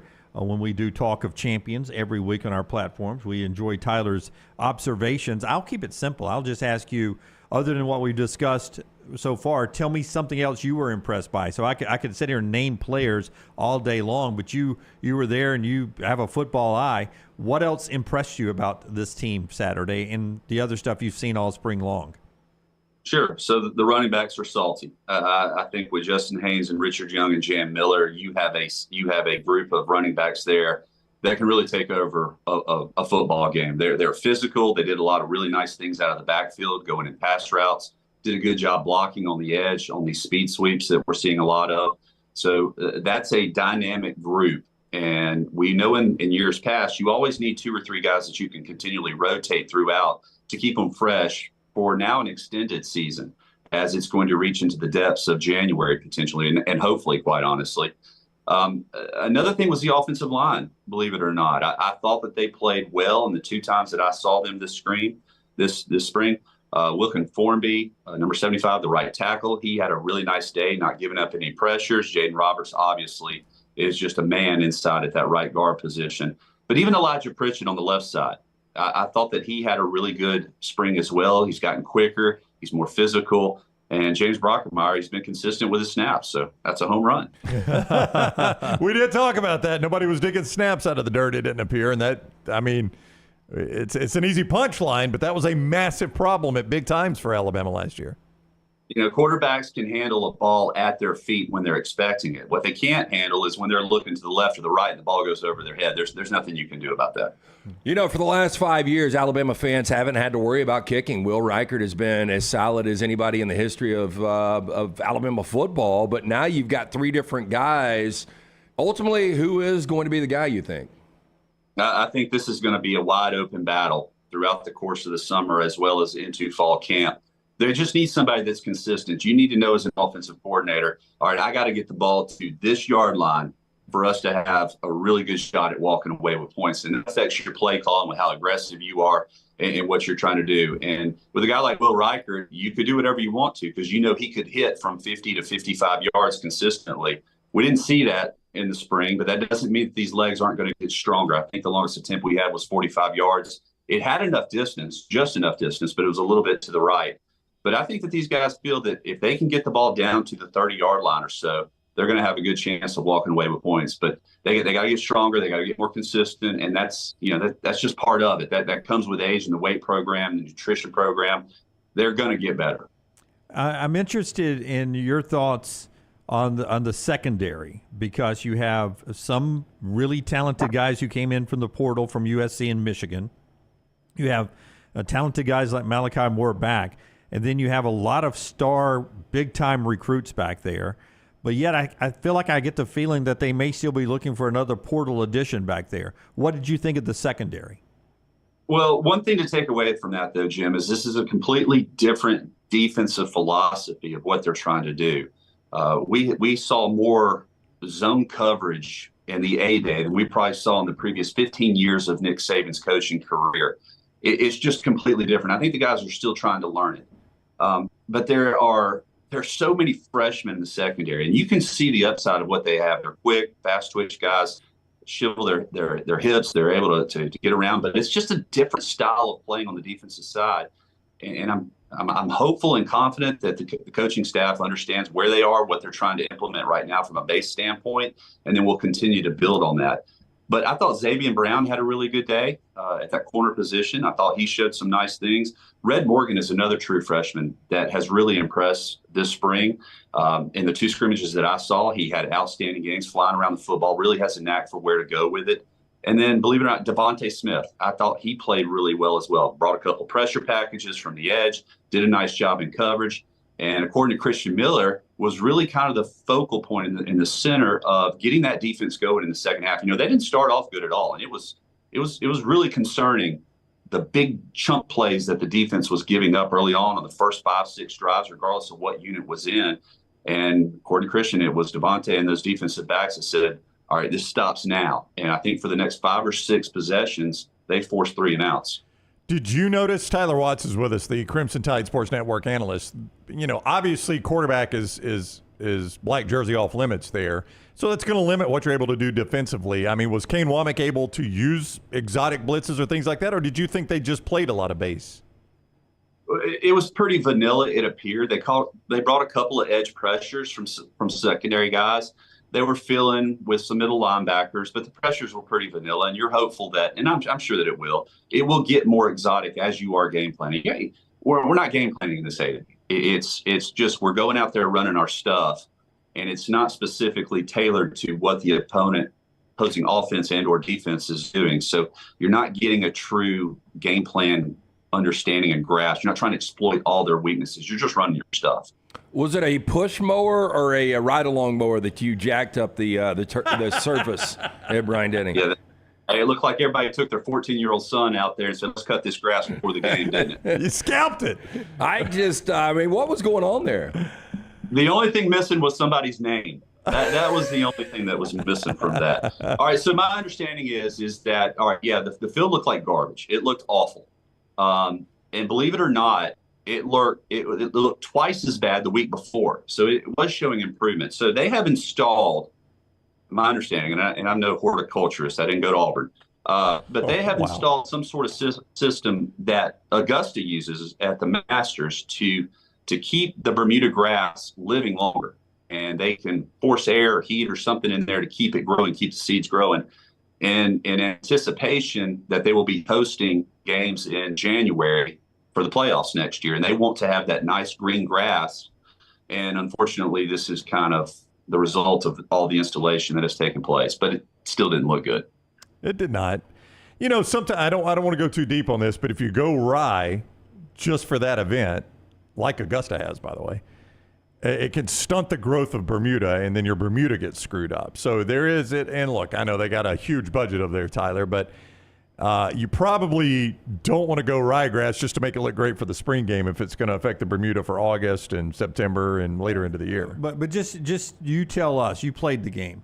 The field was safe to play on. It didn't look bad. It was just safe to play on, right? It was safe? It did look bad, but no, it was safe to play on. I mean, I didn't really see a whole lot of guys slipping and falling and things of that nature. So, yeah, I mean, it was safe to play on. There's a difference between bad looking or dangerous. It wasn't dangerous. They wouldn't have played the game if it was dangerous, right? It looked just like Larry Simmons Stadium in Alabaster back in the day. back before every high school had turf. Right. All right, here's Tyler Watts. He's the analyst for the Crimson Tide Sports Network, part of our family here as well. Tyler, thank you very much for the time. Always great talking with you. Hey, I appreciate it, boys. Y'all have a great day. All right, buddy. You too. Take care. Tyler with us on the JohnstonRVCenter.com hotline. Don't forget, Johnston RV Center has repriced both of their lots, and they are so confident in their pricing that they're giving you a nationwide guarantee they will beat any price on a comparable RV nationwide. Go see it for yourself. I-65, exit 304 in Coleman, 334 in Decatur. Always online, johnstonrvcenter.com. And they think the way we think on this show. The United States veteran, members of the military, active duty and U.S. veteran, you are what has made this country the greatest country in the universe. So they give you a great discount. It's just a small way of saying thank you. I-65, exit 304 in Coleman, 334 in Decatur. Always online, johnstonrvcenter.com. There were some injuries over the week in spring drills. Jabrae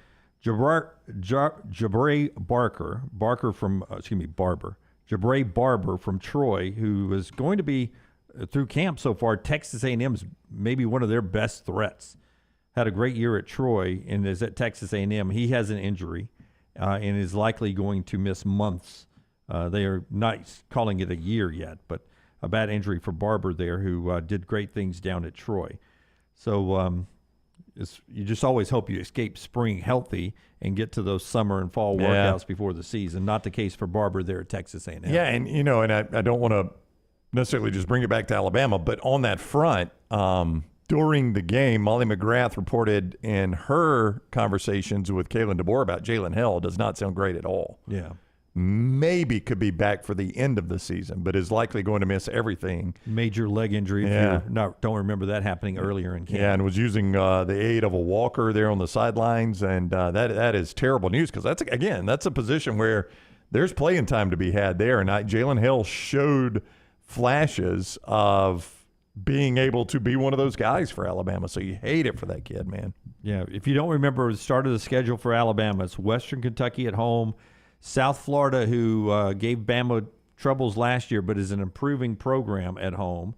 Then road trip to Wisconsin, home game to Georgia. That's your first four next year. So not really a ton of time to get everything online and going in the right direction. But that's the Bama schedule next year, as spring number 1 under Kalen Deboer is now officially over with. Better chance of undefeated in September or 2 losses? Better chance of undefeated. Far better chance of undefeated.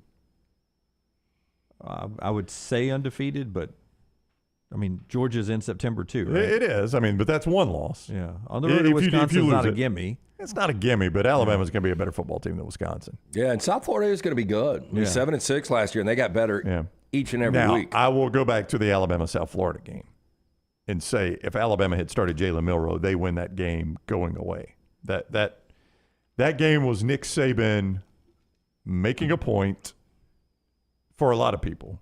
If they start Milroe, Alabama wins that game going away. A couple more football notes, college football notes here. After Brownie tells us about Indy Grand Prix coming to Barber, the road to the Indy 500 starts right here in Birmingham. Indeed it does, and you don't have to wait much longer for it, and it is a great show. You can go see some of the fastest drivers in the world.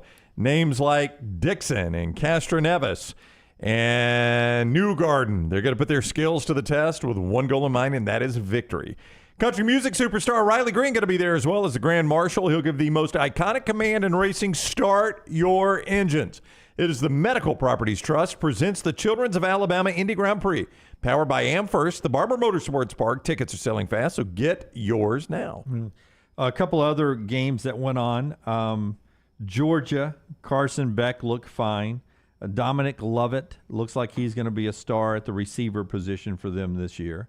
The Dogs just add water and move on to another championship run, right? Yeah, I mean, a lot of people, when you see that they've lost, 14 returning starters, I mean, nobody's going to sweat it. This is what you had for years and years and years at Alabama under Nick Saban. They're just going to restock. Meanwhile, a couple other spring games where maybe the quarterbacks became maybe different than what some people thought. Arkansas, Talon Green seemed to fit in perfectly with the Bobby Petrino system at Arkansas. Yeah, and watching Talon at Boise, I thought he was okay. This seemed like a massive jump for Talon Green, but we'll see how it plays out. And then the big recruit, DJ Lagway, looked to be the best quarterback at Florida over the weekend. Yeah, I saw somebody who apparently had not, well, I mean, I guess they paid attention to recruiting, I know, but was like, where the blink did this kid come from is what I saw on social media. I mean, he did look like the best quarterback on their team. But you've got so much experience, and he was so productive. not turning the football over last year in Graham Mertz. Yep. And then there was LSU where their defense looked good. It was going to be one of those things where you don't stage anything on spring games, but you knew LSU's defense was going to look good. Kentucky kept everything under wraps in theirs, according to Connor O'Gara. I didn't watch Kentucky, but he says they were not going Saturday down south. They were not going to show you any of their offensive sets, their new look offense for next year. Yeah. But I did want to get to what Ole Miss did. I wondered if you were going to get here. And a little bit to what Ohio State did. Ohio State, for instance, they, as they're saying in the chat room, Pritch Law, Ohio State played literal two-hand touch in their game, no tackling to the ground to prevent injuries. And then Ole Miss did everything but football. They had a tug-of-war. They had a hot dog eating contest. They had, I think, some 7-on-7. I think that's the most football they did there. Lane Kiffin, here's what I think. Lane Kiffin knows he's got a good football team and didn't see any reason to expose anybody to injury or do anything crazy. Instead, he just decided to put on a show that gets attention, which is one thing Lane is really good at. I mean, this is probably a lot of recruiting, right? If you're a recruit and you're there, it's just like a fun place to be. Yeah, look, I agree. Contest, hot dog eating contest. I think he does know that he's got a really good team this year. If they can stay healthy. The thing is that it's really a forgiving schedule, is it not? I think we've gone through it a couple of times. I mean, look, when you I'm going to say this like you're a kid, and Scott is showing us Joey Chestnut coming out of the crowd to eat the hot dog. It's so disgusting. That's one of the most disgusting things ever. Yeah. When you grew up playing in the West, Lance, it's hard in an expanded SEC not to get a little bit of an easier schedule. Yeah, but I think Ole Miss fans coming off 11 wins, if they don't win 10 games this year, and 10-2 in the regular season is going to get them in a college football playoff. It should. With their schedule, 10-2 ought to get you in there. Yeah, so, I mean, to me, if I'm an Ole Miss fan, I know we've never been to Atlanta before, but it's college football or bust for me this year. College football playoff, yeah. I agree 100% with Lance, and I think Lane Kiffin knows that 100%. I think this was all about creating something different to get recruits' attention. Ross gives us Ole Miss should easily be in the playoffs this upcoming season, barring injuries. We'll see if they can stick the landing there. And Brownie, also in the chat room, one guy talking about hats in the store that he wants to see. It went by so fast. We appreciate all the comments. He would like us to get an orange and blue and a crimson and white hat with our logos in the chat room. All right, I'll pass that on to the merch committee. If you can throw that name. Who's on the merch committee? I'm on the merch committee. Lance. Yeah. All right. Lance is working on it. If you can go back and find that name and give him a shout out. I think it was Robert who said that a little bit. There it is, Robert. Yeah. Can we get orange and blue and red and white unstructured Richardson hats in the store, maybe? I don't know what guys. Unstructured Appreciate means. all you guys do. I don't know what unstructured means, but I'm assuming the merch committee's on that. I bet they know what unstructured means. You're on the merch committee. What's unstructured mean? Unstructured. Are you going to look into this? This is where you say, Jim, we're going to look into that. It's a very functional hat. Is it bifunctional? Does it have a ton of structure? Yeah, I mean, if it just doesn't have a lot of structure. Yeah, like you very have little structure. The hat you have on today from the Masters looks like it's like you can sweat in that one. It's sort of. It's a good looking hat, by the way. Repels sweat. It looks like. Yeah, this was a gift from the Masters. I've never been. Yeah, never been fortunate enough to go. Good looking hat. I'd like those in the store as well. Well, I don't think we can resell the Masters hat. Well, not the Masters. Oh, hat, okay.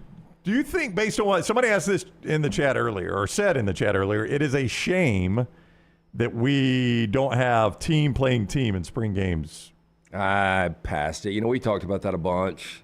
There might be something to it. Do you think we'll ever say? I mean, because it has become like they're talking about with Ohio State was two-hand tag. Well, let me ask you this. Lane Kiffin put on a carnival. Saturday, we were focused on the Masters. Yeah, I would not have watched. Alabama's playing Clemson. It doesn't do anything differently for me. Well, first it wouldn't be Alabama-Clemson. It'd be Alabama and Troy or something like that, Auburn and Jack State or something like that. But keep in mind now, Auburn played their spring game on the Saturday of the Final Four. Right. Alabama played their spring game on the Saturday of the Masters. And I watched more Final Four and more Masters. Yeah. Yep. So unless we're going to move those off those two dates, right, move it deeper into April, like this upcoming weekend. But I will say, all right, hear me out here. What if Thursday night at Bryant-Denny Stadium, Alabama was playing Troy, and Thursday night at Jordan-Hare Stadium, Auburn was playing Southern Miss? Well, if it would have been this past Thursday night, I would have chose going to see Civil War over it. I would have. I would tell it is becoming more and more in football where you're working to avoid injuries. Exactly. And if you're playing a game, there's a better chance of an injury. I would rather them, and this is going to go against exactly what you just said, but I would almost rather a 3-on-3 basketball tournament. Like if Lane Kiffin's going to do these hokey events. Well, but I mean, Scott, seeing those guys compete at a different sport would be fun. Scott said, look, spring games are a joke. This is Forrester in the chat room. Spring games are a joke. I actually kind of like Lane leaning into the fact that they're a joke. Just make a carnival out of it. And everyone is saying across the country, you'll see more programs do it like Lane did than the old divided up and play. Or what if you did this? You know when you will is when some 5-star was like, hey, I tell you what, I was thinking about Texas A&M until I went to that spring game. This is the place I want to be. How fun was that? Yeah, I want the hoop it up, though, and the coaches have got to be involved. So one coach has got to be on each team. And you have captains drafted out. Yeah. Captains drafted out. You know, you hate to get rid of spring games because 72,358 fans got together this weekend. Auburn got together last weekend down on the Plains. It's a great time of year to come and enjoy people you see maybe only at football games and enjoy a tailgate out of season. But I mean, it's for the fans more than anything. And it's a stress-free fan experience too. Yeah. I mean, it's for the fans. I don't disagree at all with that. Can I talk to you about unstructured hats? Yes, please. It's just something I've always been. What have you found? It's a passion of mine. You know why it's unstructured? Because the buck ram is absent, guys. The what? The buck ram. That means when it's removed from the wearer's head, they won't always keep their shape. They also have a softer feel and more floppy style. Oh. This is why they're popular choice as painter's caps and for more low-key casual situations. You got to get rid of that buck ram. Yeah, the buck ram. So this ends up floppy hat. This ends up being the Mike Shula-like hat. This is kind of a floppy. Yeah, this is like what that's you a little see. bit of both. You see like the old couple walking really fast. Yeah. This is like sweat resistant. Yeah, you've got but it's got the big bulk, and unstructured would lay flat down. I remember the painter's hat for a minute as a kid. Like the Pirates used to wear? Yeah, but this was more like it literally, I mean, there was no cost involved. It was like a cardboard bill. Oh, I remember those, yeah. It was almost like paper. Yeah, it had like a waxy paper feel to it, yeah. I remember those. Yeah, Landmine Believer said, I said 35,000 on the fans. I think you did. I thought I said 50, but if I said 35, I said 35. Yeah. It was more than I thought it was going to be. It was a great-looking crowd at 72,358. A lot more, including 4 downs when we come back, and your best and worst of the weekend, which is brought to you by our friends at Hemp Hill. 205-229-2090. Trust the name. Birmingham has trusted since 1954 for all of your plumbing, heating, and cooling needs. Whether it's home or business, they are ready to serve you. Hard to stop a train. Call Adam, Chad, Andrew, the guys there, 205-229-2090 or hemphillservices.com. Everything Alabama, all the time. Subscribe and set alerts at Roll Tide Pods on YouTube and wherever you get your podcasts.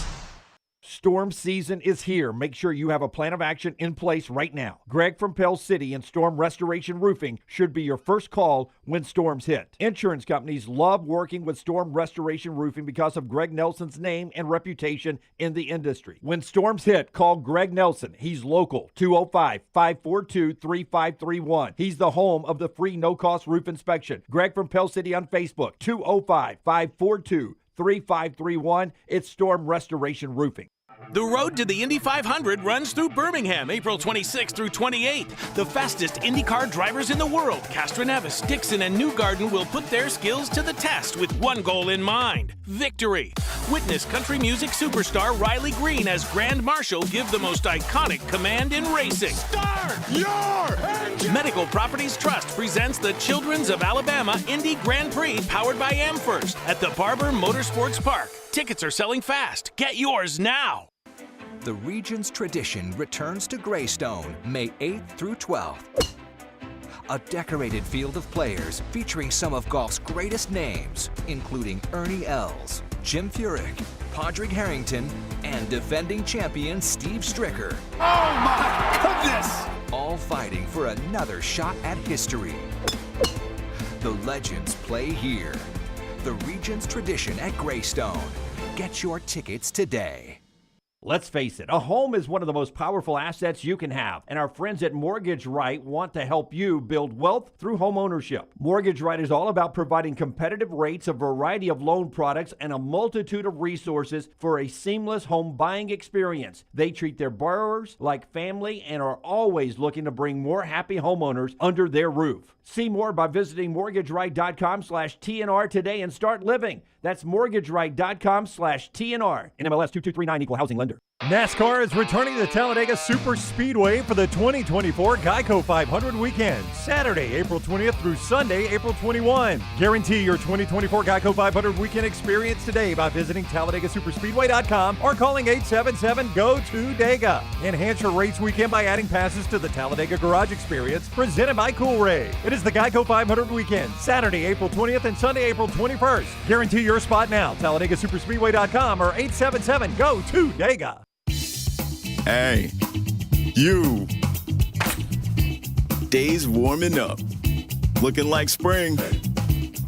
And at New Balance Birmingham, we've got the thing. What pops and what's fresh? Check the selects. Come together at New Balance Birmingham on Highway 280, right next to Chick-fil-A.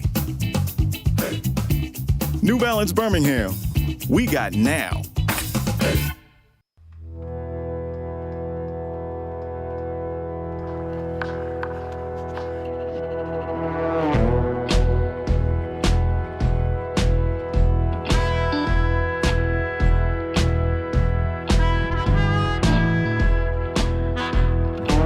With some more hat conversation over here, perhaps the Richardson 111 garment wash snapback trucker hats, relaxed unstructured caps.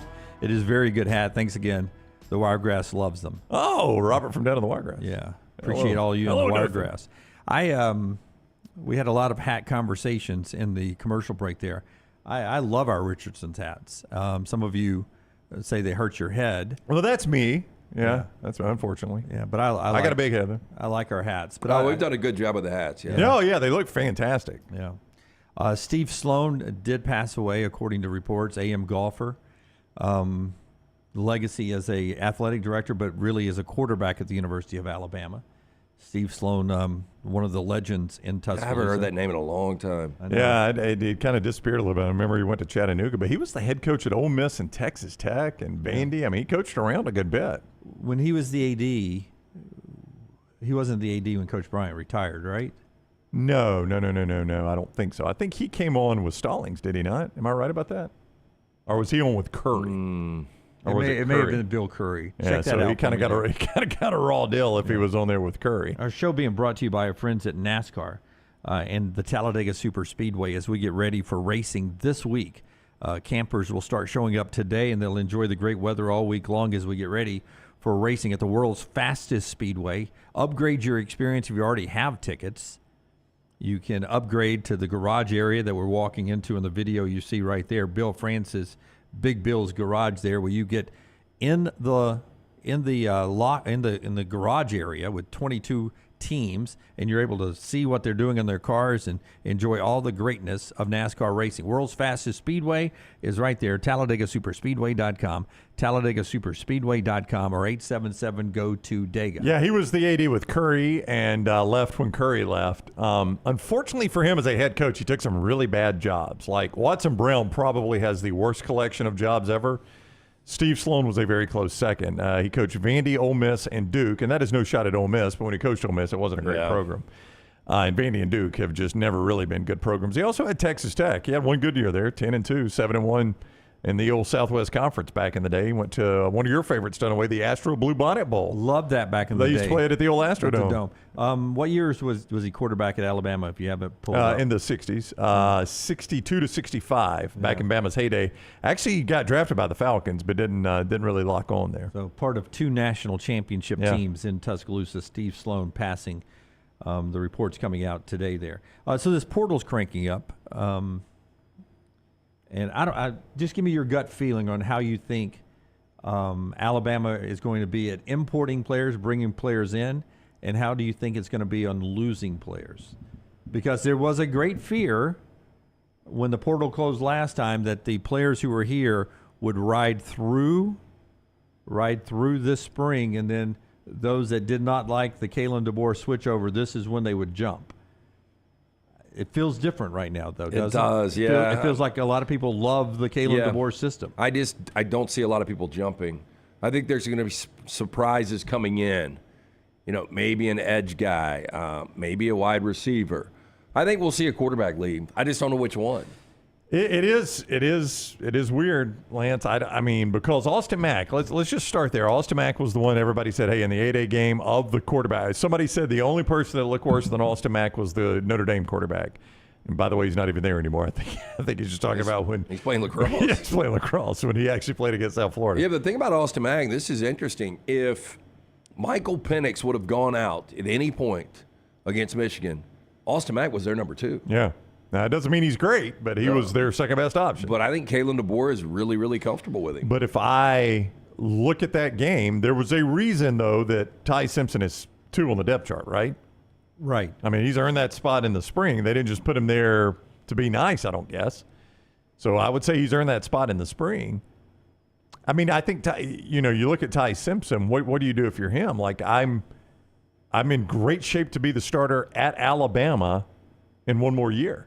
Yeah, but you could be that guy this year. I could be. I mean, I could be that. You're talking about at Alabama or somewhere else? Yeah, I'm talking about at Alabama or somewhere else. So, but here's what if I'm Ty Simpson. Here's what I look at. I got 2 years to start at Alabama if I can earn the job. And I think I can because I'm a quarterback, and every quarterback thinks they're going to earn the job. So you give me a situation where I can go to and start this year that is better than being Alabama starter next year. Right? Right. That's what you got to weigh if you're him. So how good would the situation have to be for you to leave being the favorite to be the starter for 2 years? I mean, where are you going to go that's a better situation for you than that?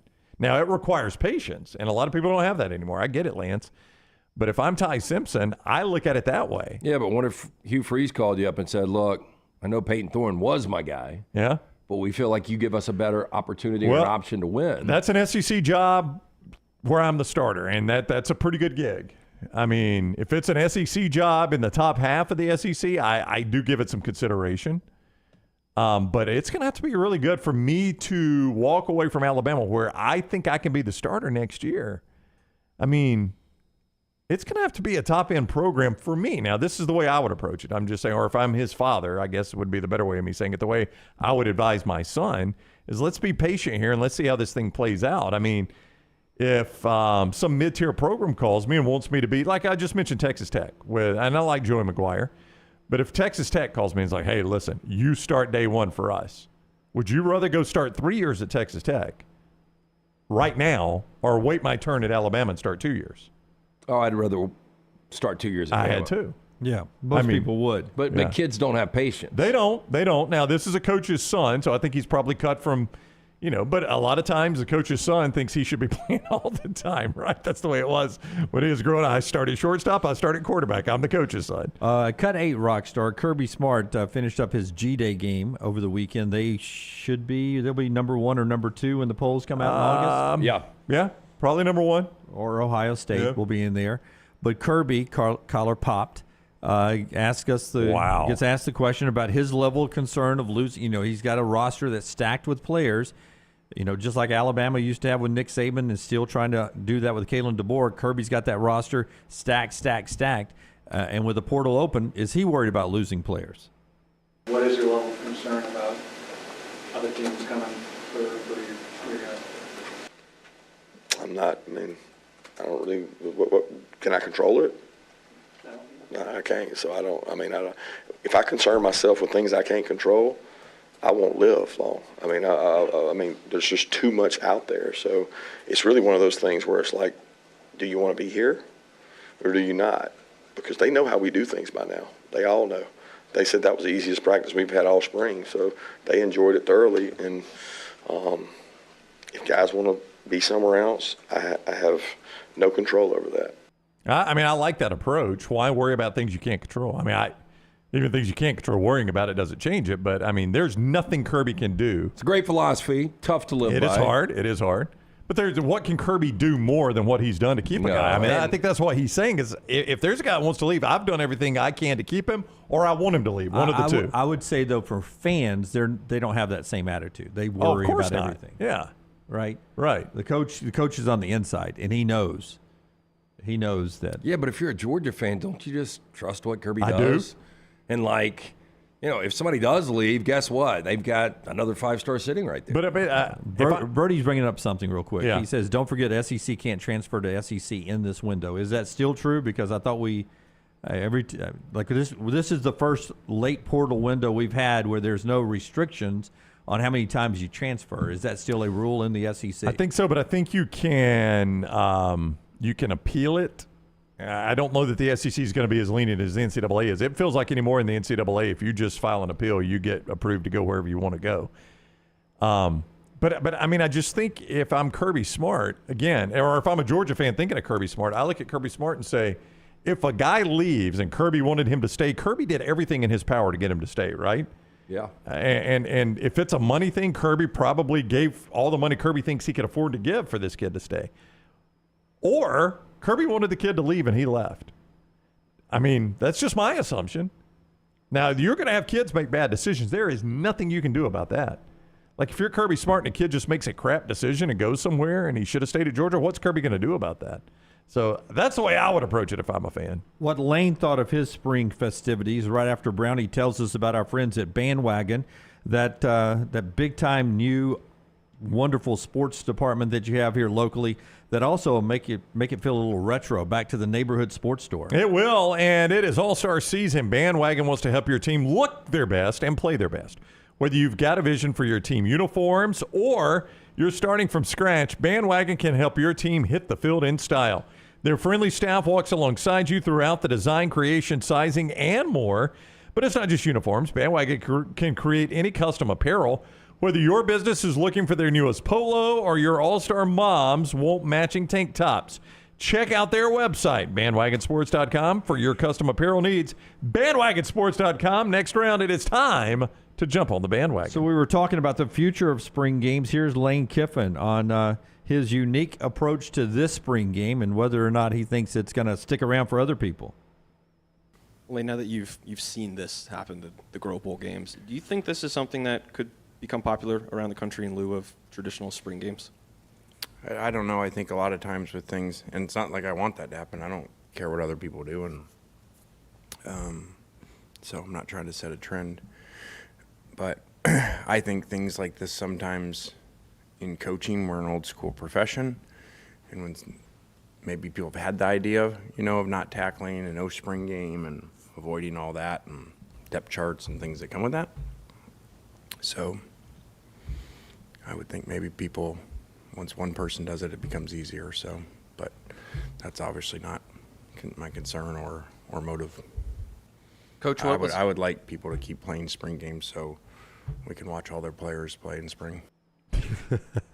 That's the transfer portal coming out Lane right there, right? It's just one more chance for me to scout the guy I want to go still in the portal. That shit-eating grin of his. It's all he's got. But it also is a recruiting tool, like you were saying, that this maybe becomes more appealing to one recruit. If you're like, look, we're forward thinking, we don't even put you really in pads. Yeah. No fear of you getting injured for a spring game. Well, if I'm a recruit, I looked at that and I had fun. I mean, it might be a reason I'm like, hey, this is a fun place to go. This coach is a player's coach. He's a fun coach to have. It's not going to be for everybody, obviously, but it could get a recruit or two. But it does feel like with the transfer portal, maybe unintentionally, these spring games do feel a little bit like when you will give a quarterback a preseason NFL game so that he can have the reps on film so you can trade him or he's about to be a free agent or do you wonder and worry if a guy only gets 3 touches that right. He's like, his lasting impression of the staff is you didn't give me a good enough opportunity, so That's I'm right. out here. Yeah, I mean, I do think that spring, and it may be the reason Lane's doing it the way he's doing it, is it becomes a bit of a balance as to this is the tug of war from the Ole Miss spring game. Am I going to piss a player off, Lance, by not giving him enough snaps so he can get some good film for the transfer portal, or am I going to give a guy too many snaps and all of a sudden all these coaches get some really good film on him and like him? So maybe that's why you end up with a hot dog eating contest and a tug of war. That just looks like a lot of chaos. It really does. Why do we have a girls' match going on down at the bottom? It was taking away from the... Oh, the cheerleaders doing it? I don't know if that's cheerleaders or different sports teams down there.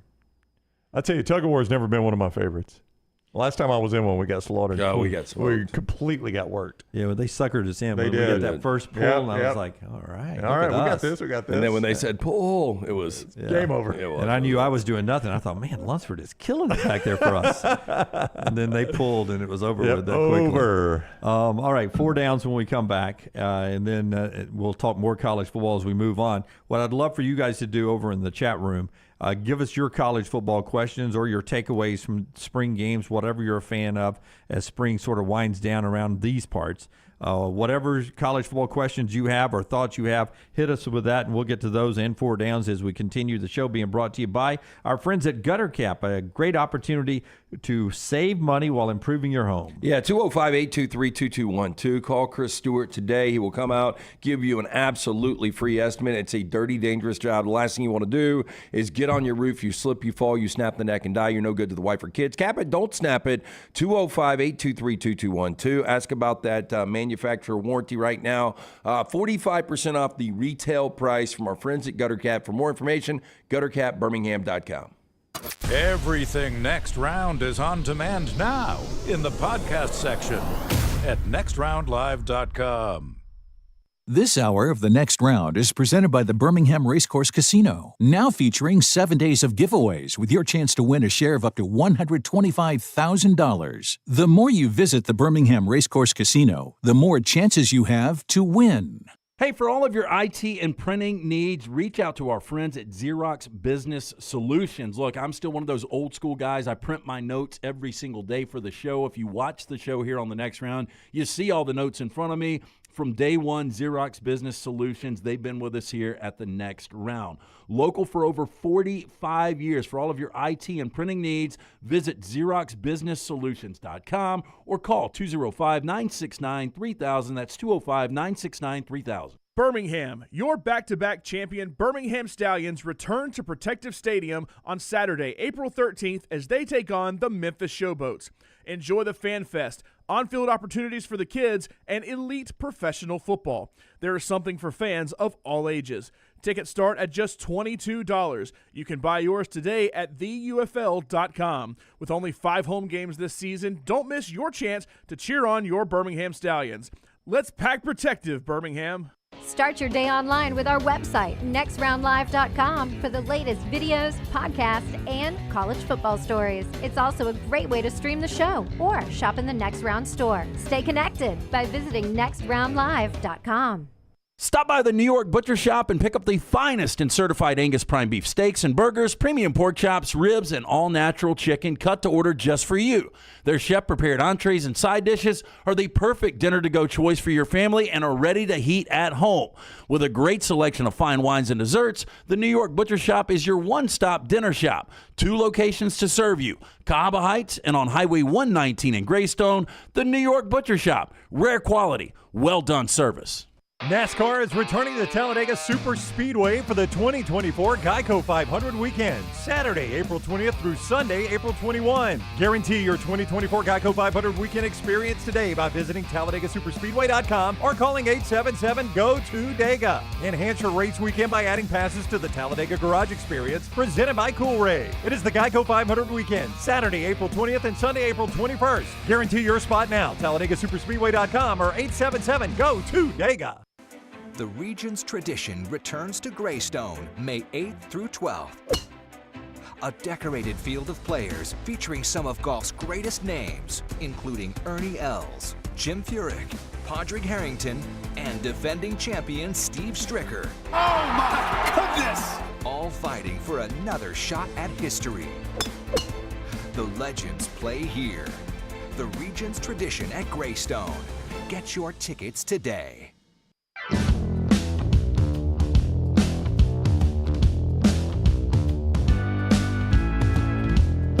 4 downs in just a second. Zach over in the chat room says sack race and tug of war are specialist games in the field day. If you had people in your class that could excel at those, your chance of winning field day was high. Did you guys love field day back in the day? Loved it. Yeah, I loved going to Jack's field day when they had it with Coach Daniel. Yeah, that's coming up. Did a lot of tug of war. It's coming up. We're in what is day? The 15th. Oh, it's tax day. Tax day. Yeah. We're in the final month of school, basically, so field day will be coming up all over the place now. Yeah, proms this past weekend, a couple in our area, Oak Mountain, Spain Park. Yeah, I was out at a local golf course, and some of the kids started showing up in their prom to take the photos. Take the photos, man. One dad, big fan of the show, I told him, he said, you had a teenage daughter. What advice did you give her group on prom? I said, actually, my wife gave the advice. And he goes, what was it? I said, don't create a life or end a life, and everybody will be okay tonight. Well, that's good advice there. Yeah. A great picture in my one cool couple who has a teenage daughter. They showed a picture of her and her date looking up. Yeah. And the first part of it's like, one more look at the total eclipse, and then the second caption is from behind them, and they're looking up at Vulcan's butt. That's pretty good. It's an iconic photo. I love that one. Lake Fest is coming up. Lake Fest is coming up. Logan Martin Lake Fest has become one of the great events around Birmingham. Logan Martin Lake Fest and Boat Show presented by Amherst, coming up May 12th through the 14th on Logan Martin Lake right there in Pell City. Free admission for the public. It's Bama's biggest in-water boat show. Over 100 boats and vehicles on display. Vendors and food trucks. Live music all weekend. Fireworks show Friday night. And the Velcro Pygmies concert is coming up on Saturday. Remember, it's Mother's Day that weekend. They're going to take care of Mom. Free mimosas for Mom on Sunday. Make sure you stop in and see everybody at Lake Fest. For more information, LoganMartinLakeFest.com. I bet those Velcro Pygmy guys could tell some stories. We should interview one of them one day. I think we should. Yep. I bet they could tell some stories. Do you think there's some NDAs that have been signed? Probably not. I mean, that's pretty low key, right? Did you guys hear that OJ had his kids come in for his final moments with him, and they all had to sign NDAs? Do you think he did a grave admission? Deathbed? Deathbed, yeah. Well, but if you've signed an NDA, I mean, what's the penalty if he's dead? I guess his trust could sue you or something? Maybe. You still signed it. No, you signed it. I'm just saying the only thing that binds you to an NDA, or there are two things, I guess, your conscience and whatever the penalty for violating it is, right? I don't even know why he would need an NDA. I mean, what else could it be, though, if you're getting an NDA for your final moments? I don't know. It just seems very, your dad's about to die. He wants to talk to you. Oh, by the way, you need to sign this NDA. It just feels like a little. I would hate to, my lasting thing with my kids, I killed your mom. Yeah. I remember Rockstar bringing this up, and I'd forgotten until I saw it over the weekend, that the one of the things the Goldman family won in that civil suit was the rights to OJ's book that was entitled If I Did It. And the book was a flop when OJ released it, but they released it, and they made the if as small as they possibly could, so it just said, I did it, OJ Simpson. So good. Yeah, Goldman got it. Everything proceeds from those books went to their family, so I'm sure OJ was not happy. No, I'm sure he wasn't. Okay, 4 Downs brought to you by our friends at Slice Every Day. 4 great locations. Now 5 locations with that one LT right there in Edgewood of Homewood. Yeah, the original Lakeview Vestavia, which we were at last week, Montevallo Crestline Park, and as you mentioned, now Edgewood on the corner of Oxmoor and Broadway. Get in, see the Bajaya Brothers, local pizza, local ingredients from the soul pie to the Bajaya Special. You're going to love it. For more information, slicebirmingham.com.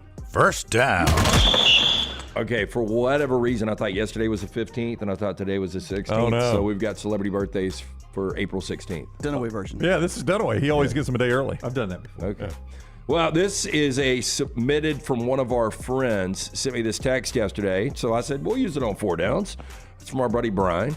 Biggest ass kisser, Jim Nance at the Masters or Kirk Herbstreit at the Rose Bowl? Oh, boy, that's a good one. Have they named it a cabin after Jim Nance? No, you pretty much have to be a dead president to get that one. Yeah, I mean, you've got... Or Butler. Herbstreit's got the press box. Yeah, he does. They've named it after him. Yeah, well, that's a tough question. I agree with Lunsford. I told Brian immediately, I was like, I think it's Herbstreit at the Rose Bowl. Do you think so? Yeah. Worse than Nance at Augusta? I mean, he thinks that all 59 bowl games should be played there. Listen, I love me some Masters. Trust me, love everything, but they will cheese that thing up. There's no doubt they cheese it up, and they don't take themselves as seriously as they used to, but they still take themselves pretty seriously there. So it is, and Nance, I think Nance realizes if I'm going to be the main guy on CBS, I got to be the king of cheese on this. I think I'll go Herbstreit at the Rose Bowl. Now, Klatt, I love me some Klatt too, but he feels the same way. There are a lot of people that feel that with the Rose Bowl. I think Nance does it at the Masters. Think so? Yeah, but he gets paid to do that. But yeah, I mean that's part of the gig. It's just understood, right? Which is probably the same with Herbstreit. I mean, yeah. I mean, it's just grass and flowers, guys. I know. It does stand out, both of those guys at those respective venues. It really does. I mean, again, they're both getting paid a lot to do it. Go ahead. Second down. Here we go with the April 16th birthdays, guys. The first one, Martin Lawrence, 59 years old. Can't wait for Bad Boys 4 coming out this summer. Is it really? Yeah. Oh, yeah. They had to put it on the shelf a little bit because Will Smith, I don't know if you know this, got in a little altercation with Chris Rock. But Martin Lawrence, 59. If I asked you better career, Martin Lawrence or Martin Short? Martin Short. We got to go with Rockstar and go Martin Short. I would agree with that. If it wasn't for the revival with Only Murders in the Building, I think I would go Martin Lawrence here. He's got a stage show with Steve Martin that's just doing incredible. I mean, like they're and he's been on. He was a great, nice guy on the first season of what's the Jennifer Aniston show, the news show. Oh yeah, he's the morning show. Yeah. Morning show. He was the drunk former sexual harassed person. He had a good conversation with Steve Carell. That wasn't uncomfortable. Martin Lawrence, though, the original show Martin was great. It was fantastic. If you rebooted that and put it on a Netflix, let the language fly, it'd be even better. I just think he's hilarious. And hosting a Def Comedy Jam for a while, like he was great. But I still take Martin Short. I loved Martin Short in Three Amigos. That's my favorite Martin Short. Ned Niederlander. Ned Niederlander was fantastic. It's a little like beer. He's winner. I mean, I loved Three Amigos. I thought that movie was hilarious. Wasn't it Martin Short's character that fell off the rope onto the picnic table? What is happening here today? Amigos falling from the sky? Yes, El Guapo. Third down. Kareem Abdul-Jabbar tomorrow will be 77 years old. I did not get him anything. Yeah, Kareem or Tom Petty, better career? I got to go Kareem again here. I don't know why I said again.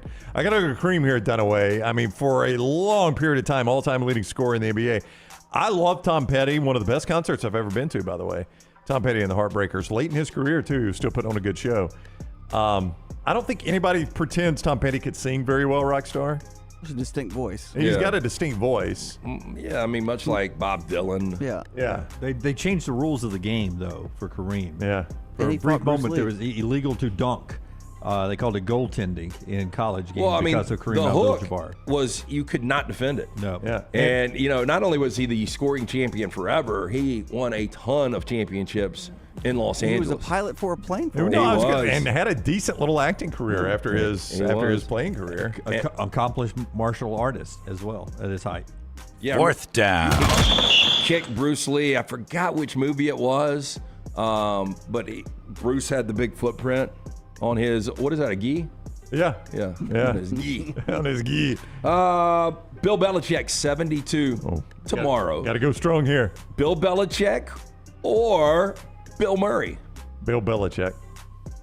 Belichick's got Murray's never won an Oscar. Yeah. But he kind of got one ripped from him. Yeah. A lot of people thought that he had it. I forgot who won it that year. It was that... The Lost in Translation year? Lost in Translation, which was an overrated film in my opinion. I thought it was good. I didn't think it was great. But, Bill Murray from SNL to doing just so many good films. What would you say is his seminal role? It's Groundhog Day, sadly. You think so? I love that movie, but I think that's probably the one that, or Ghostbusters. Stripes, but I think more people know. Caddyshack? Pretty good in Stripes. Yeah, I would go Groundhog Day. Yeah, go Groundhog Day. I mean, Caddyshack's pretty popular. Yeah, and I mean, he did, The Razor's Edge. Where the Buffalo Roam. I mean, he's just some dramatic stuff, too. Oh, I love What About Bob? It's one of my favorites. Was the highest grossing, you think, Ghostbusters, though? No joke? I bet it is. He's not a big box office. Yeah, he's not, but Ghostbusters is pretty high grossing. Be something like Garfield. He was in Kingpin, too, Lunsford? He was. Oh, yeah. Phil McCracken. That's our four downs today, brought to you by our friends at Slice. Yeah, get in and see the Bajalia Brothers, created by the late Jeff. His brothers continue his legacy. Chris, Jason, get in and see one of those great 5 locations. Local pizza, local ingredients. Get a slice and a salad today at Slice. I mentioned this to Brownie before I tell you about NASCAR and how you can get tickets. What a day in history this is. On this day in history, President Lincoln died after being assassinated. Now, he was He was shot the day before, right, Rockstar? He made it another day. Yeah, Jack was telling me that they're studying about this right now and said that, he made it hours and hours. Yeah. Well, they put him next door at a. Think that was painful? Well, they said they put him next door, and he was so tall they had this teeny tiny bed for him. Like his feet went over the bed, like just in excruciating pain for like a day. Yeah, and then he passed. Yeah. On this day in history, the Titanic sank. Sank, I think. Yep. Either set sail or sank, but I think it was sank. Yeah. Either way. Jackie Robinson. It's Jackie Robinson Day in Major League Baseball. He broke the color barrier in Major League Baseball. And on this day was the Boston Marathon bombings. I mean, big events on this day in history. I remember so much about that. So that was that not 2012? We were downstairs, I remember. Oh, yeah. No. I remember it vividly happening, yeah. The Titanic, Forster's got a good, I mean, that's a what? Better shooter, Wilkes Booth or Steph Curry. Oh. You got one shot, man. Yeah, one's 100%, I think. That teeny tiny little gun he had. Yeah. Which one of those days impacted history the most? Which one of those things? Yeah, which one of those things impacted? I would say Lincoln. For what reason, though? Impacted, not as most remembered. I'm just saying, what was the impact? The President of the United States got assassinated after a I get it, Rockstar, but Jackie Robinson broke the color barrier. We've had a lot of good baseball players. Well, Titanic was a pretty big deal, too. Yeah, but if it weren't for Abraham Lincoln, Jackie Robinson wouldn't have broken the color barrier.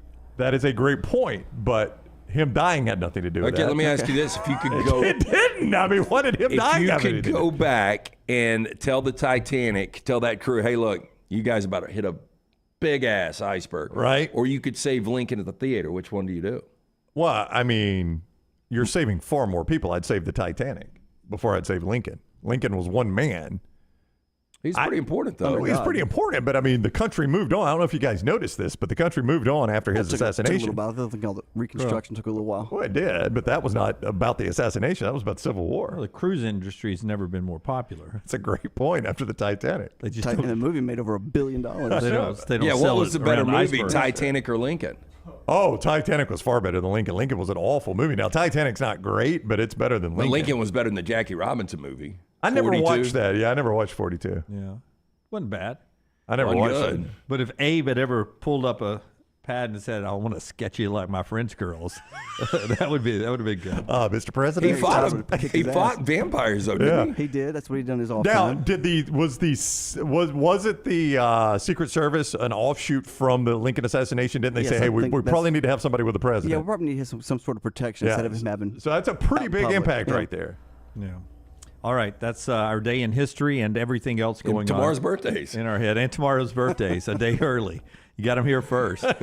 Show being brought to you by our friends at the Talladega Super Speedway. Racing coming up this weekend. You can still get some tickets, and you can still get upgrade on those tickets by going to TalladegaSuperspeedway.com. TalladegaSuperSpeedway.com. Get to the finish line, Come on, Jimmy D. No, you can do it, Brandon. Take it the rest of the way, Brandon. Dunaway's down a cylinder. He's going to have to pit here. TalladegaSuperspeedway.com, 877-GO-TO-DEGA. Enhance your race experience with that garage experience presented by Coolray. 877-GO-TO-DEGA. TalladegaSuperspeedway.com. Coming up this weekend at Talladega. Follow Rockstar on Twitter at RockstarBHM.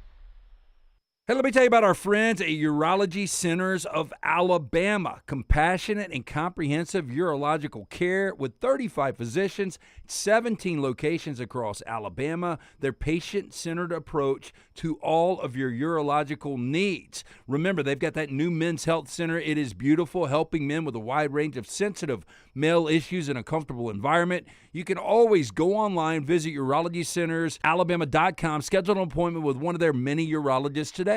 NASCAR is returning to Talladega Super Speedway for the 2024 Geico 500 weekend, Saturday, April 20th through Sunday, April 21. Guarantee your 2024 Geico 500 weekend experience today by visiting TalladegaSuperspeedway.com or calling 877-GO-TO-DEGA. Enhance your race weekend by adding passes to the Talladega Garage Experience presented by Coolray. It is the Geico 500 weekend, Saturday, April 20th and Sunday, April 21st. Guarantee your spot now, TalladegaSuperspeedway.com or 877-GO-TO-DEGA. Hey, you. Days warming up, looking like spring. And at New Balance Birmingham, we've got the thing. What pops and what's fresh? check the selects. Come together at New Balance Birmingham on Highway 280, right next to Chick-fil-A. New Balance Birmingham. We got now. The road to the Indy 500 runs through Birmingham, April 26th through 28th. The fastest IndyCar drivers in the world, Castroneves, Dixon, and Newgarden, will put their skills to the test with one goal in mind: victory. Witness country music superstar Riley Green as Grand Marshal give the most iconic command in racing. Start your engine! Medical Properties Trust presents the Children's of Alabama Indy Grand Prix powered by AmFirst at the Barber Motorsports Park. Tickets are selling fast. Get yours now. Hey, Lance Taylor from the Next Round to tell you about our friends at Gutter Cap. Gutter Cap's that patented aluminum cover system that fits over most existing gutters to keep out debris and eliminate that gutter cleaning. It's backed with a lifetime warranty, almost 20-year service record right here in Birmingham. Stay off that dangerous ladder forever. 45% off the retail price now if you call guttercapbirmingham.com. Call my good friend Chris Stewart now, 205-823-2212. Cap it, don't snap it. It's Gutter Cap. Hey, for all of your IT and printing needs, reach out to our friends at Xerox Business Solutions. Look, I'm still one of those old school guys. I print my notes every single day for the show. If you watch the show here on the Next Round, you see all the notes in front of me. From day one, Xerox Business Solutions, they've been with us here at the Next Round. Local for over 45 years. For all of your IT and printing needs, visit XeroxBusinessSolutions.com or call 205-969-3000. That's 205-969-3000. Jim Dunaway, Lance Taylor, Ryan Brown, and Rockstar. Live from the Birmingham Racecourse Casino Studios, The Next Round, presented by Bud Light, is on now. Final hour of our live Monday show. We always remind you to like and subscribe and give us a thumbs up on whatever platform you're watching on today. We appreciate you being along with us. Jim Dunaway, Lance Taylor, Ryan Brown, Rockstar behind the big board in the back room. On the far back wall, you get Forster, Tyler, and Lunsford left to right. Everybody back there loaded up in their seats. Working on the Meltdown, which is rolling at 2 o'clock, live Central Time today on this platform, is Tim Melton back in Studio B. And then out in our social media platform, you have Taylor Korn handling everything for us at Next Round Live. So like and subscribe everywhere. Taylor wants to see big numbers before football season kicks off. We appreciate you guys being with us today. This hour brought to you by our friends at Champy's, Champy's world-famous fried chicken, champy'schicken.com, Highway 119 in Alabaster. Stop by and get the best lunch, best dinner, and everything that you can get under the roof right there, including those Mississippi Delta recipe tamales from Sterling and the crew. It is champy'schicken.com. Best and worst of the weekend. What was your best part, your worst part of the weekend? It's brought to you by our friends at Hemphill always. We'll tell you about Hemphill in a second, but you had a chance to get outside a little bit on Saturday. Did you open up the pool yet this weekend? It was pool weather. I am. We've got a little rock project out by the pool in the backyard. Heck yeah, Metallica. I had like 1,000 pounds of rock in my car. And you were carrying it? Which is probably not good. You had 1,000 pounds of rock in your car? Well, in an Alfa Romeo? I'm maxed out at 900 pounds. Look like you're riding dirty? I think 1,200 is the capacity, what it'll hold. Yeah. But it wasn't good. But anyway, I got to go back and get 30 more bags of rock. So my best was probably just being outdoors, but my worst was my allergies. Yeah, I can tell it still got you. Yeah, man. A little puffy eye, a little last snot. night, I told you where I went to dinner last night, but we're sitting, it's one of those bars that opens up. So we're inside, but it's virtually outside.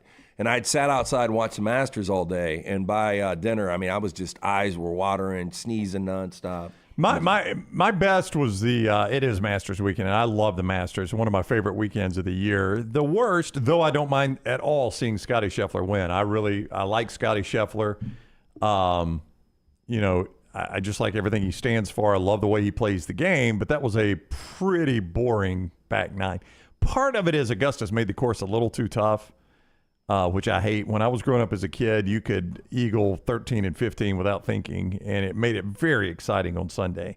And it's just not the scoring course it used to be. They want it to be so difficult, and I liked it because you could score there. They Tiger-proofed it, and now Tiger is not around anymore. Let's go back to the way it was. No, I mean... I mean, Tiger, by the way, when they Tiger-proofed, you know what Tiger still did? He still went out there and won. Yeah.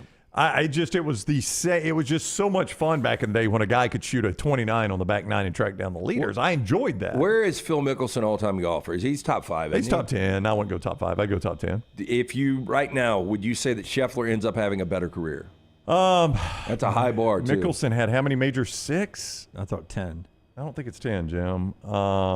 He never won the U.S. Open. Mickelson didn't, so he didn't get the career Grand Slam. 6 majors. He won 3 Masters, 2 PGAs, and an Open Championship.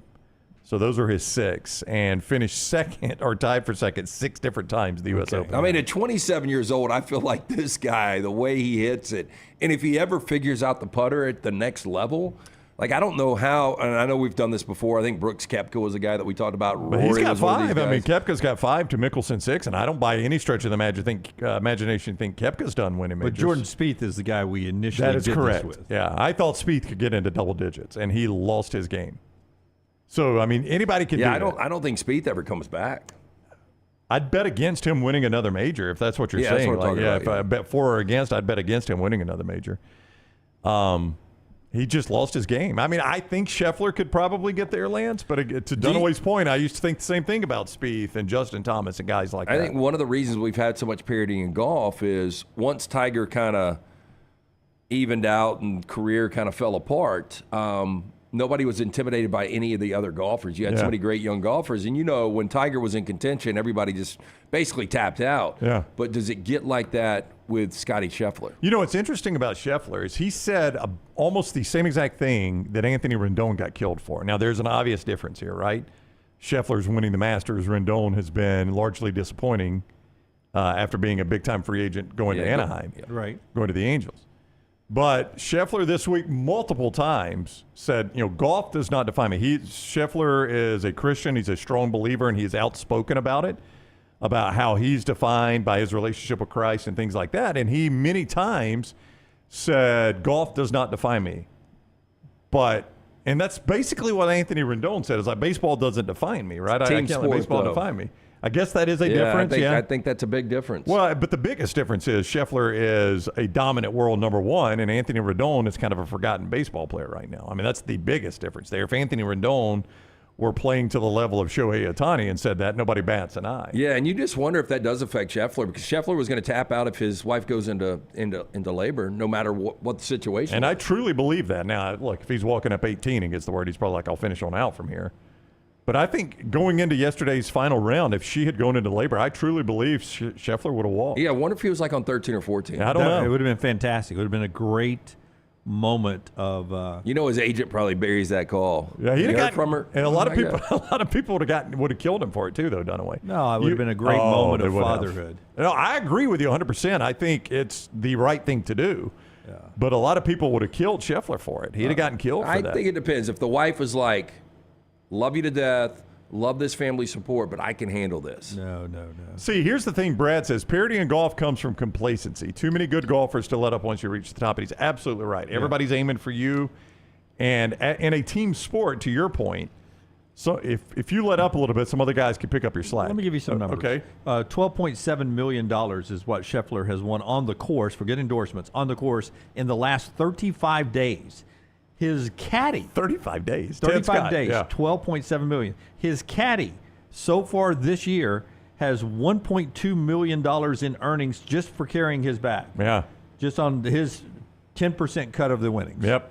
That's Ted Scott, the former Bubba Watson caddy. That's the guy, which I thought was a very nice move at the end, where Scheffler waited on him and let him walk through the crowd, right, and get the ovation. Yep. You think it's better working for Scotty Scheffler than Bubba Watson? Oh, yes. So, I mean, that's, if you want to get fat and happy, $12.7 million in 35 days playing golf will say, I'm not going to hit any range balls today. No, I'm going to take a day off. It's very easy to do. Yeah, you know what Dustin Johnson did when he was on top of the game? He went and married Paulina, and they're on a yacht every day. You follow them on social media. They are on a yacht every day. He's never on a driving range. Is Scheffler, is he charismatic enough to get a bunch of endorsements? Because, I watched Jordan Spieth is not, and he was on that AT&T commercial with Ben Stiller yesterday. Yep. Yeah. Jimmy Johnson was dominant in NASCAR, but didn't get as many endorsements because he was, very much vanilla. Yep. He was just buttoned up. He gave great sound bites, but he wasn't outrageous. He was just a guy who won. I mean, a year ago, Liv would have probably offered Scotty Scheffler $250 million to come over right now. I mean, he would have had to say no to a lot of money. I don't think Liv is going to do that right now because they're still trying to get this merger with the PGA Tour, so they may not need Scheffler. Maybe they will. I don't know. I mean, I guess Liv money is always there for those guys. John Rahm just took it. But, I mean, the guy's earning potential is tremendous with or without endorsements. I mean, to Dunaway's point, he just made $12.5 million in 30 days. I mean, you don't need a terrible amount of endorsements to live an incredible life when you're making that kind of money. And by the way, I think if I read this right, he still drives his 2012 Yukon that's got like 200,000 miles on it. I don't think the guy's a big spender. 2012 Yukon that he drove, I think, in high school. Yeah, that's what we heard with Barry Sanders. Didn't he have the old truck? Yeah. I mean, I don't think Scotty Scheffler, I think he's a thrifty cat, so I think he's going to be okay in life. Before we hit a couple other things, LT is about to tell us about Odie's, but I will tell you, play-in games into the NBA playoffs start tomorrow night. Lakers in New Orleans, Golden State, Sacramento. Lakers, New Orleans, winner is the 7 seed. Loser has to play the do-or-go-home game. Golden State, Sacramento is an elimination game. That's Tuesday. And then on the East, on Wednesday, Miami and Philadelphia, winner goes in as the 7. Atlanta and Chicago play the loser goes home game. Yeah, the West play-ins, man, there's a lot of star power. There's a lot of storylines. And I think the team you don't want to see right now is the Lakers, the way they played down the stretch. Golden State pretty good, too. Yeah, Golden State was really good, too. So the 8-1, Oklahoma City just hasn't been there. Yeah. Hats off to Oklahoma City being the number 1 seed, though.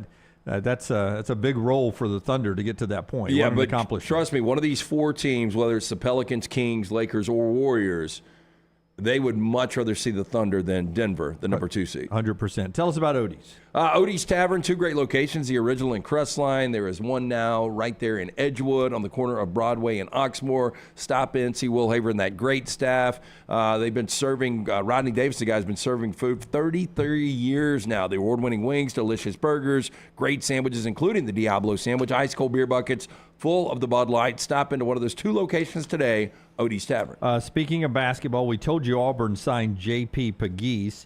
Alabama has welcomed in Chris Youngblood as expected. He's now signed, part of the rework of the roster going on in Tuscaloosa.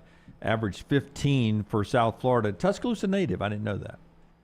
Tuscaloosa native. He's a kid that is, both those moves from South Florida and Furman are being praised as perfect players. And you might imagine this is a reason these coaches wanted them for the systems they are going in, that Pegues can thrive in what Bruce Pearl is going to ask him to do. And Youngblood will be a perfect player in Nate Oates' system. I saw Richard Hendricks talking about both those guys on social media. I think he had both of them in a game at some point this year. And UAB picked up big JUCO player Damani Gordon to come in with Yaks, and a big get for Andy Kennedy there at UAB. All right.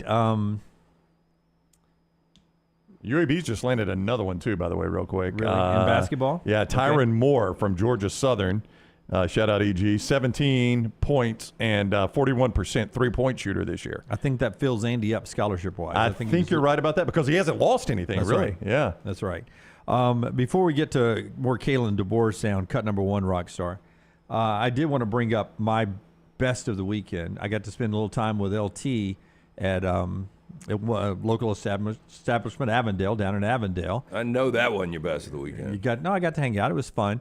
Got to see Bullet and Chili. I did get to see Bullet and Chili. Well behaved at the bar. Really? I've never seen them like that. They go crazy. They literally put on an act in front of everybody that doesn't know them. Yeah. But I was. Bear with me here, Rockstar. Chime in here. I went to Good Dog first because I thought I was going to meet LT at Good Dog, and I'm the only guy in the place without a what? A dog. I didn't bring my dog. Personality. So I sat there and had 2 beers watching other dogs play. I'm just here to watch other dogs. Sir, and people kept looking at me like, is this guy just over here trying to pick up girls with dogs? I would say 95% of the people that are a good dog really, really love dogs. Right. There's probably 5% that just have to get their dogs exercised, but you could always make them feel bad. You could be like, I lost my dog a couple of weeks ago. Just want to be around them. Yeah. Oh, wow. What a pickup line. What a pickup line that would have been if I had been doing that. But I was sitting there, and I didn't go into the leashed area because I didn't have anything to put on a leash. There's a leashed area? Yeah. So I'm, the area walking in, then there's a transfer gates to get you into the play area. So did you just hang on the perimeter? I did. I kept waiting. It was so sad. I kept looking over to see if you and Maddie were walking up. You could have texted trying to get me. adopted. The two dogs are going, my God, look at this guy. Yeah. Hope he doesn't want to take us home. Well, look, it was a great event going on for Mitchell's Place. Yeah. At the Funky Fish Fry at Avondale, and I sent our buddy Michael Sellers, the owner, early on, you guys will definitely have the Masters on, and he said, for sure. And I get there, and there's this loud screaming band, and I was like, you got to be kidding me. And I go to the tap room, and the girl's like, can't get the Masters here. And I'm like, you got A-Day on. How can you not get the Masters? Because they give me that remote. Yeah. And I had the Masters on within a couple of minutes. 20 seconds. But then I went outside behind the band on the big screen. They've got the Masters up there, so you can hear the band play while they've got the Masters in the background. Was that because LT was changing channels and he accidentally put it on the big screen? I was the annoying guy. The bartenders, you could tell, they were like, I'm just trying to. Everybody wants to watch the Masters. Nobody gives a shit about this band. This guy. So what was your best? That was your best? I just enjoyed the whole weekend. Okay. Played a little golf yesterday. Played really well. No worst? No, there was no worst this weekend. Good. I missed basketball. I mean, Saturday and Sunday were my first days off in a long time. I mean, I've been Friday night. I was LA missing basketball. Yeah, were you really? Yeah. I haven't missed it yet. I feel like I got just as much as I needed. Yeah, but Saturday, Sunday, 2 weeks ago I was in LA, flying back on Sunday. Saturday, Sunday, this past week I was at the Final Four in Phoenix. So I was at home on Saturday. I was like, I actually watched the Stallions game. I didn't have the volume on. Well, I watched a big part of that too. But I had the Stallions -7 at Lance's Lodge. Where we were 2-0 in UFL. Easy on Saturday. Easy one. It was Adrian Martinez looked great. He did. Played the whole game. Yeah. No Matt Corral in that game. But they're 3-0. This Skip Holtz guy. Yeah, he can fly coach on this one. Hey, we joke about it. Do you think he'll get an offer? I mean, do you even think about him for the NFL?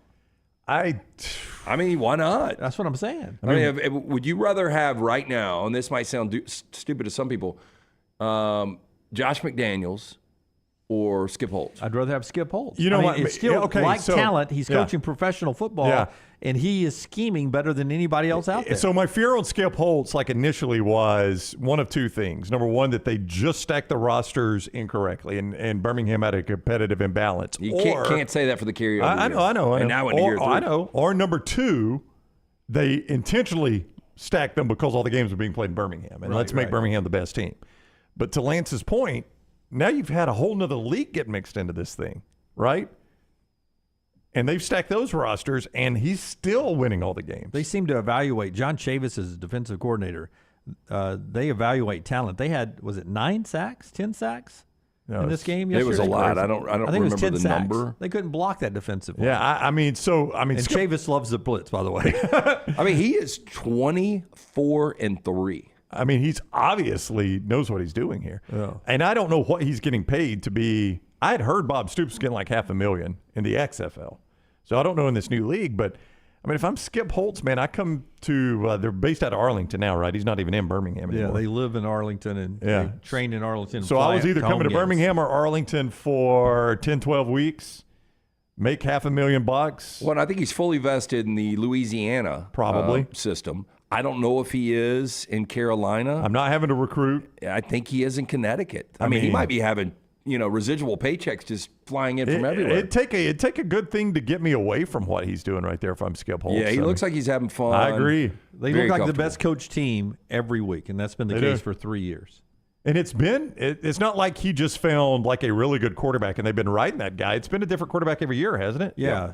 And I thought Matt Corral would be the guy. Yeah. And Adrian Martinez looks like he is the guy. I don't know what happens because, I mean, some guys, though, like A.J. McCarron, obviously this is, I think, the ceiling for him, right? Yeah, I mean, ran a touchdown yesterday for St. Louis in their win. A.J. McCarron has probably been the best spring league quarterback that there has been over these last 3 years. Got picked up by an NFL squad. Yeah, but he never stays. He's always back down in the spring league. So I think we've probably found the high water mark for A.J. McCarron. He's good enough to be the best spring league quarterback. Magoo stuck with Green Bay all of last year and expected to be back on their roster this year. Back to Bama's A-Day. Here's Kalen Deboer just summing up his first A-Day experience over in Tuscaloosa. Fun day, just all together. Obviously, it culminates with the scrimmage, and we're going to go spend some time with the guys and their families. But got a chance to meet with the parents this morning. Met with some different groups. Got a chance to get Coach Saban and in front of the team. That was pretty cool. Just get a chance to see him. And that's been since January really where that's happened. So really a lot of cool things scrimmage-wise. Shoot, if it was a half, right, it'd been a tale of two halves. But that's why I keep playing. So many things that we're going to get to learn from this scrimmage. Depending on what side of the ball you're on. So I think overall, I count. I was trying to keep track during, so I might be off, but I think we had 6 penalties between the two sides, which over whatever is 85 plays probably roughly. Kind of guessing that's not too bad. That's actually improved each and every scrimmage. So I'm looking at those things and where we're improving. The guy still looks so comfortable in this role, doesn't he? Yeah. And that's half the battle here. But I do want to play one more, Brownie. This is Kalen Deboer. And, he's come a long way. I mean, Alabama's A-Day was 72,000. Forrest, do you have that comparison to I was going to bring this up. To last year's spring game at Washington? Yeah. This is from Chase Goodbread, a longtime Alabama reporter over there on the beat with Bama. That's the Washington spring crowd last year for a team that played for the national championship. Yep. I don't see anybody. I'm sure there are some bodies. Yeah, lower left. They're spread out. There are some people there. I'd put the crowd at under 5,000 or 500? Under 5,000. Oh, it's under 1,000. Yeah, I think it's under 1,000. No, it's spread out. I mean, there's a clump of people down No, there. even when you see the best seats in the house, the purple background, that's only I don't know, a third. You're gonna feel like there's gonna be some on this side too. I'm just being generous. You're being very generous. 72,000 over here. So he got asked about the difference of his coaching career in spring games and spring atmospheres. Kalen, how does spring football in Alabama compare to Sioux Falls? Well, we go back so far. We couldn't even get to the point where you could go full pads back then with the rules. So there was the spring game was thud tempo, and so there's a lot of differences. Whatever it was, 70 plus thousand is what I heard, 72,000. We're just shy of that there. The cool thing is football's football, and what you see is at all the places you're at, guys that love to get out there and they're excited about their opportunity to go out and make plays and play the game they love. But this was a special day. That's one thing I think I could say about him, and I think I'd say about Hugh Freeze, too, in our times talking with Hugh Freeze. I think those guys just enjoy coaching football. Like, they're glad they're the coach at Auburn and Alabama because they're getting paid a ton of money and they're competing on the highest level. But just from coaching, like, take the money out of it, they'd be just as fine coaching Sioux Falls or Belhaven. Yeah. As they would Auburn or Alabama. Because they did that. Because they did that, and they just love coaching. I mean, they love coaching football. Or coaching, period, just being a coach. Hugh's got a background in basketball as well. But I think those guys just love to coach. And it's nice to make a bunch of money to do it and to do it where it matters and there are big crowds. But I think the joy they really get is in the coaching. It's not necessarily in the ego of having the biggest job. Yeah, I would think that's the biggest spring crowd. For Deboer? No, I'm talking about... I don't know what Ohio nationwide? State did. Maybe Nebraska. I just haven't seen that as much recently. I think it has kind of played out a little bit. Ohio State usually puts a big crowd in. I did not see video of theirs yet. I just know Will Howard, I think, is very good. All right, when we come back, we'll get to trash. The show being brought to you today by our friends at Champy's World Famous Fried Chicken, Champy's Chicken, Highway 119 in Alabaster. Brined overnight, cooked to order. Comes out piping hot. I'm a big two-breast guy, all the great sides. They got the Mississippi Delta recipe tamales and so much more. That guy is Sterling. He runs it right there. Highway 119 in Alabaster. Over 80,000, Marquell is saying, for Ohio State. I have to see the pictures. Ohio State is good. Champy's is better. Champy's Chicken, Highway 119 in Alabaster. Back in a moment. Follow Scott Forrester on Twitter at Scott Forrester TV. Birmingham, your back-to-back champion Birmingham Stallions return to Protective Stadium on Saturday, April 13th as they take on the Memphis Showboats. Enjoy the Fan Fest, on-field opportunities for the kids, and elite professional football. There is something for fans of all ages. Tickets start at just $22. You can buy yours today at theufl.com. With only 5 home games this season, don't miss your chance to cheer on your Birmingham Stallions. Let's pack protective, Birmingham. Fire damage to your home or business is something you never want to consider. Ryan Brown here from The Next Round. But in the horrible event it happens, Dry Tech is here to help. They respond quickly and will reply to you within 20 minutes when you call 205-637-0143. They're working for you, the customer, not the insurance company. They've got 5 crews ready to go 24/7. Don't call the insurance company first. Call Dry Tech. Just remember this website, mydrytech.com. That is mydrytech.com. The road to the Indy 500 runs through Birmingham, April 26th through 28th. The fastest IndyCar drivers in the world, Castroneves, Dixon, and Newgarden, will put their skills to the test with one goal in mind: victory. Witness country music superstar Riley Green as Grand Marshal give the most iconic command in racing. Start your engine! Medical Properties Trust presents the Children's of Alabama Indy Grand Prix powered by AmFirst at the Barber Motorsports Park. Tickets are selling fast. Get yours now. Stop by the New York Butcher Shop and pick up the finest in certified Angus prime beef steaks and burgers, premium pork chops, ribs, and all-natural chicken cut to order just for you. Their chef-prepared entrees and side dishes are the perfect dinner-to-go choice for your family and are ready to heat at home. With a great selection of fine wines and desserts, the New York Butcher Shop is your one-stop dinner shop. 2 locations to serve you: Cahaba Heights and on Highway 119 in Greystone. The New York Butcher Shop. Rare quality, well-done service. If renting is putting a dent in your bank account, here's your sign from the universe that it's time to buy a new home. And who better to help you through the ins and outs of home buying than our friends at Mortgage Right. With Mortgage Right, you don't have to worry about becoming a short-notice mortgage expert because they do all the heavy lifting for you. They're trusted mortgage professionals, and they'll help you choose the right mortgage option and stand by your side every step of the way. Visit mortgageright.com/TNR to buy before renting runs you dry. That's mortgageright.com/TNR. NMLS 2239, Equal Housing Lender. Logan Martin Lake Fest and Boat Show presented by AmFirst is back May 12th through 14th on Logan Martin Lake in Pell City. It is Bama's biggest in-water boat show with more than 100 boats and vehicles on display, vendors and food trucks, live music all weekend long, and it is free public admission. Don't forget the Friday night fireworks show, free Velcro Pygmies concert Saturday, free mimosas for Mom on Mother's Day Sunday. LoganMartinLakeFest.com for more info. It's the annual Logan Martin Lake Fest and Boat Show presented by AmFirst May 12th through 14th. LoganMartinLakeFest.com.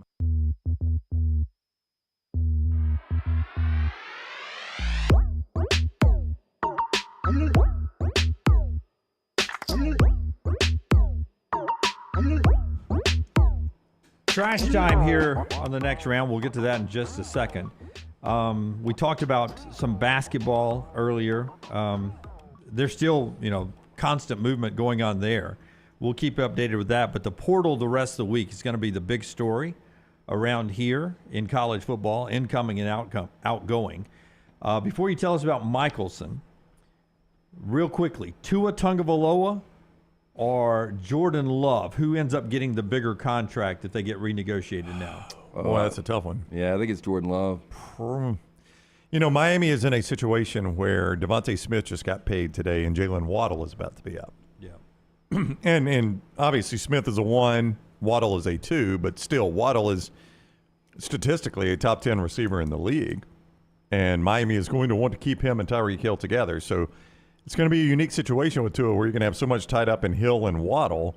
I don't know if Tua is going to be able to cash in. I saw, I don't know if it was a debate, but they were talking about it on one of these shows last week. Should Miami move on from Tua? And I think Tua's good. What I saw with Jordan Love last year, I was blown away, and it just seems for whatever reason Green Bay gets it right, from Brett Favre to Aaron Rodgers to now Jordan Love. And I think Jordan Love's going to be really good, and he's got really good young receivers. But 4,600 yards for Tua, 11 wins. But the story I was reading says he is not expected to get Joe Burrow or Justin Herbert money. He's going to come in under $55 million. Jordan Love, who passed for 4,100 yards, and got really hot at the end. If he'd been playing that well at the beginning, probably would have gone right around the Tua number. But Tua's not going to get that money for a couple of reasons. One, what I mentioned to you about the receiver money that they're going to have tied up on the offensive side. And two, if Tua hit the free agency market, how do you think he'd do? There would be takers. Yeah, but would they be takers that he would want to go to? There just wouldn't be takers to pay him what he's going to be paid. I mean, he's not going to play in cold weather. Yeah, that's right. Yeah, so you can eliminate all those teams. He's going to take less because he likes the situation. Well, I think he does. I think that is part of it, Jim. But I think also Tua's injury history. I think NFL franchises think two things of Tua. Number one, he's injury prone, which he's proven to be, right? Now, he did play a whole season with that injury this past season. And number two, I think a lot of people think McDaniel's system makes Tua look better than Tua really is. I think that's a bit unfair to Tua. I think they go hand in hand. You can have a good system, but you got to have a good quarterback. But I think a lot of teams think he wouldn't be that good, whereas an Aaron Rodgers or Jordan Love or somebody like that, they feel like they'll be the same guy no matter where I put him. Yeah. Michelson Laser Vision with that look into the future of contracts with NFL quarterbacks. Yeah, 205-969-8100. That is the number you need to call. Ask for Amy Toller, the next round sent you. Ask about the pre-inflation pricing. Everything going up in price, but Doctors Jen and Mark Michelson have held the pricing steady. From 2 years ago, the pre-inflation pricing at Michelson Laser Vision for LASIK surgery, 205-969-8100. I'm speaking from experience, got the procedure done over 20 years ago. I've still got 2015 vision, better than 2020. Again, 205-969-8100 or michelsonlaservision.com. Congratulations to Jack State. They win the Bowling National Championship. We're a Bowling Blue Blood. Yes. It's hard to say Bowling Blue Blood. Jack State's first year with a program in bowling, and they win the national championship. The Coyotes are leaving Phoenix, moving to Salt Lake City, starting next year in the NHL. Caitlin Clark gets drafted first overall tonight in the WNBA draft. And there you go. It is time for Trash Hit the Big Button Rockstar. Okay, so where's your house? It's next to my neighbor's house. Hey, where's your neighbor's house? Ooh, you wouldn't believe me if I told you. Try me. Next to my house. Step out the car, please. I'm going to jail? Yep. LT's Trash is presented by Mortgage Right. Mortgages done the right way. Buying a home, major milestone in life. Getting it right comes out of the right advice at the right time. That's why we're proud to partner with our friends at Mortgage Right, who do mortgages the right way. 205-815-9200. You can apply online. MortgageRight.com/TNR, NMLS 2239, Equal Housing Lender. My buddy Heath sent me the top 25 video cassette rentals from this date in 1980. Wow, 1980? Yeah. Okay, so this is VCR. Like if you were to go to Video Ventures. They didn't have Blockbuster back No, then. Video Ventures and Saks. Yeah, Showcase or was it Showtime, right? Showtime Video, what was it? We had Video Express. So there were video VHS machines in 1980? Yeah. I mean, that's pretty early on, but yeah. I can remember, the way I remember the VCR being invented is wanting my parents to buy it so we could tape Dukes of Hazzard. Yeah. So that's early 80s right there. Somewhere in this list is Flashdance. So you've got to, Flashdance is actually not on here. You got these are not all going to be movies from 79 or 80. These are going to be movies that you have access to because not everything was on VHS back then. Number 20 on the list, not Flash, but Flesh Gordon. Flesh Gordon? Yeah. Oh, so that's porn. Yeah, I believe that's an Why do you adult say film. that? Yes. That's porn. That's the only one on there. It could be a prequel. That's the only porn? Number 19. I mean, the porn names get a little funny, though. Yeah, they do. Oh, yeah. Yeah, you got to laugh at them. Number 19, Towering Inferno. Mm-hmm. Number 18, Silver Streak, the old Gene Wilder, Richard Pryor movie. So Airplane's going to be on this list. Number 16 was The In-Laws. Number 15, Godfather 2. Number 14, MASH. Number 13, The Omen. Number 12, the Bugs Bunny / Roadrunner movie. Heck yeah. Number 11, Dirty Harry. Number 10, The Exorcist. Number 9, Heaven Can Wait. Great Rams film, by the way. Number 8, Enter the Dragon. Number 7, Saturday Night Fever. Number 6, Halloween. Number 5, Grease. Number 4, The Godfather. Number 3, Blazing Saddles. Number 2, the movie 10 with Dudley Moore and Bo Derek. Oh. And the number 1 movie that was rented on this day back in 1980 is Superman with Christopher Reeve. Oh, wow. Was Gene Hackman in the first one? Yeah. Yeah. Lex Luthor? No, he wasn't. Lex Luthor. No, he was. I think it was Superman 3 was the Yeah, one he because it in. was Terrence Stamp, and I forgot the 2 other characters. Video Ventures, Video Express. I remember, I don't know what he's doing now, but the guy that owned Movie Gallery, I think, was a big Alabama booster, like Alabama basketball booster. I think he and Godfrey were tight. And then he put his name on Troy Stadium, Movie Gallery Stadium, if you remember back in the day. Yeah. I just don't understand with what everybody was saying about this eclipse, how people still looked at this. But an expert has revealed that people didn't heed doctors' warnings to wear protective glasses when they were looking at the sun during last Monday's solar eclipse. One New Jersey ophthalmologist said he received an influx of patient visits and phone calls from people complaining about eye pain after viewing the celestial event. Dr. Jeffrey Della Russo, ophthalmologist and a LASIK eye surgeon, said he spoke with the DailyMail.com, and he's talked to approximately 25 patients who damaged their eyes during the eclipse. He confirmed that some of the patients, about 3 to 4 people, had some difficulties with their color vision, and it admitted to glancing at the eclipse without the protective glasses. I would tell you that I went outside in Phoenix to watch it, to just experience while I was waiting on Little T to come down, and a lady walked out, and I said, "Oh, is it still going on?" And she loaned me her glasses, and I held them up briefly like this and looked at it, and and this is typical Jim, I felt like my right eye hurt me for about the next 90 minutes, and then it went away. I thought you were going to say, I thought it'd be better. Oh, there was nothing to it. No, it's normally 8 or 9 days in, I think, for most people. Yeah. Yep. So tomorrow It's pretty much after Master Sunday. Is be when it, day 8 for you, right? Yeah. So tomorrow's day it'll kick in. Oh. I see what you're doing, LT. The Golden Bachelor. Oh, Didn't I've your wife seen watch this. She did. My wife and my youngest daughter, who thought it was hilarious. But I've seen this. I've seen the outcome here. So the Golden Bachelor star you see there, Jerry Turner and his wife Teresa Nist, have revealed they're getting a divorce.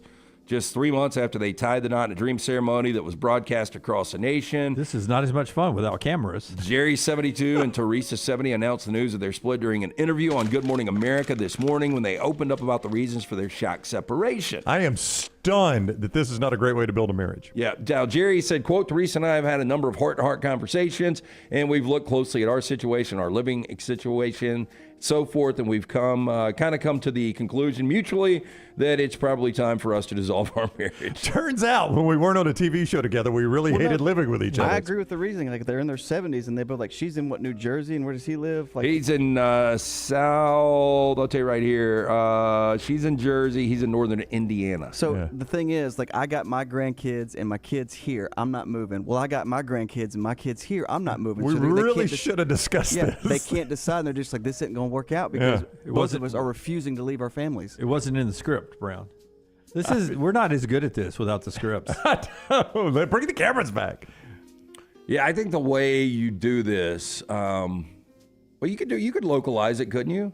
Like, you have to find somebody in your city that you will marry in 3 weeks. And if you can stay married to them for 3 years, we'll give you X amount of dollars. Yeah, like this old boy lives where? Indiana. So they should have done a 300-mile radius, and somebody's got to be within that radius to be on the show. I don't think the show cares about the result. Oh, I really don't either. I think they care about those ratings. I had something else, and I totally just lost it. It was a big hit, though, right? It'll be back. Yeah, I'm sure they'll do it again. So this is the first time Old People Need Love 2, Part 2. Yeah, this is the first time they've done the old folks, though, right? Yeah. Quebec man suffering from body integrity identity disorder, BIID, BID, asked a doctor to remove his 4th and 5th fingers on his left hand because he felt like they didn't belong on his body. Don't have a picture of that. I'm sorry. Oh, man. I could illustrate it for Now, the unnamed patient who has pinky been and ring finger, 4th and 5th? Experimenting traumatizing thoughts that the last 2 fingers on his left hand didn't belong on his body since childhood. Throughout his life, these thoughts caused him pain, constant irritability, impaired dexterity, and vivid nightmares that the 2 fingers were rotting or burning. Yeah, it's terrible. Now, because the man's brain imaging looked normal, he was offered non-invasive treatment options like behavioral therapy, antidepressants, and exposure therapy, but none of them proved successful. Following a psych evaluation, the patient was deemed capable of requesting a voluntary amputation and was referred to the orthopedic department. It was ultimately decided that the removal of the 2 fingers was the best way to help the patient. So the old wedding band becomes an issue there on your left hand. What do you do with that? You could fly it on one of the others. Go to the bird finger? You could, or index. Just like to have that kind of, they say they have a function where people always, my left leg is always on fire. Please get rid of it. Like, it's just something like people in their minds, they can't. That would suck. So removing these 2 fingers will give me relief. We've got a mutual friend that had to have that done. Yeah, finally did. His pinky had bothered him for years, and he had tried everything. I think it was done away. Was it broken and never properly fixed or something? I don't know. It was jammed or broken so many times. Yeah, in sports and athletics, and he had it amputated. Said it's the best thing he's ever done. Said he wished he'd done it years ago. I mean, that's unfortunate that you have to make that decision. Yeah, I don't think we shook last time I saw him. I think we fist bumped. Yeah, I will tell you. He fist bumped for a very long time because of that. He's back to shaking promises now. all the time. I'm trying to go all week without talking about my issues. Yeah, but But my left leg is a problem lately. Are you considering having it amputated? I am not, but I will go. I don't want to live the rest of my life like this. But you're going Blade Runner if you do it, right? We did discuss that. Yes, I think I'd be really good at pool volleyball. Yeah, but I told him I think it's going to rust in the pool, right? Not that first day. Not that first Saturday. Magic legs. I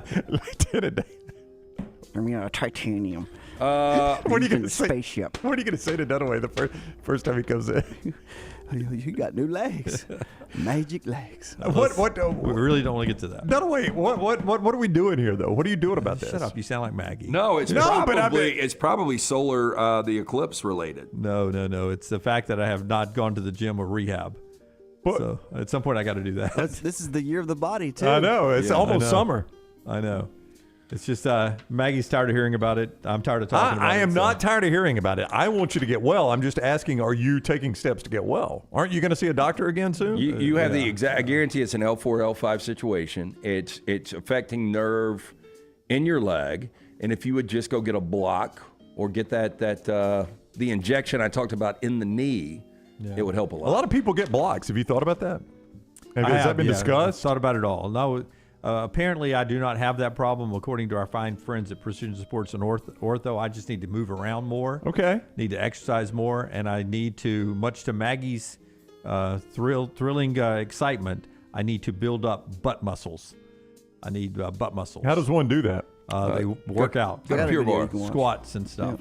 Yeah. Finally, I guess you've got a picture of this last one. I've been officially diagnosed with no butt. Yeah. This is very disturbing. The sheer size of the number 2 from a giant snake has left Facebook users gobsmacked, with some people can't look at it. admitting that they didn't even think serpents defecated. I've never seen that. I can't look at it. No, I can't look. So that's what's happening there? Yep. Damn. Yeah. Can't look at it. Sorry. That is a log, my friend. A snake enthusiast took to the public page pics or It Never Happened 2024 to share a snap of what appears to be a wild carpet python wrapped around the part of a ceiling in a commercial property. You see what's coming out of it. The carpet python, whose average length is 6 to 8 feet, sometimes over 9 feet for females, feed on a diet of small rodents, marsupials, lizards, birds, and bats.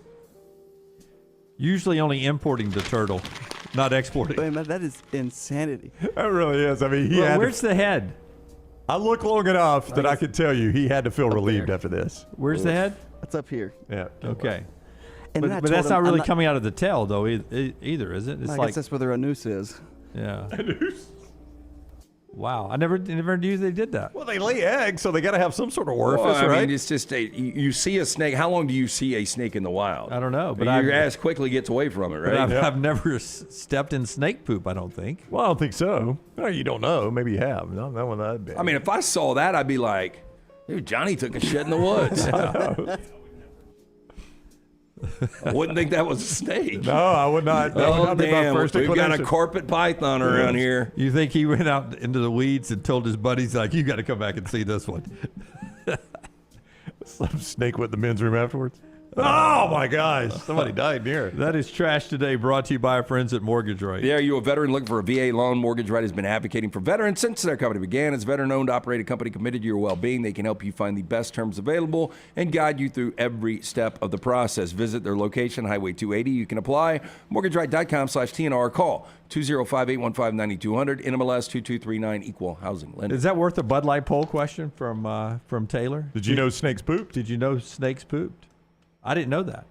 I mean, I assumed it, but I would have thought it was more like it's just not something you think about. Like maybe pellets. Yeah, I'm with Lance. It's like rabbits. You've seen rabbit poop, rabbit pellets out, right? Little pellets. Yeah. Yeah, that's kind of what I thought a snake might look like. I've seen geese and rabbits, rats, all of it. Oh, dogs. you get geese on a golf They course. call me the scat man.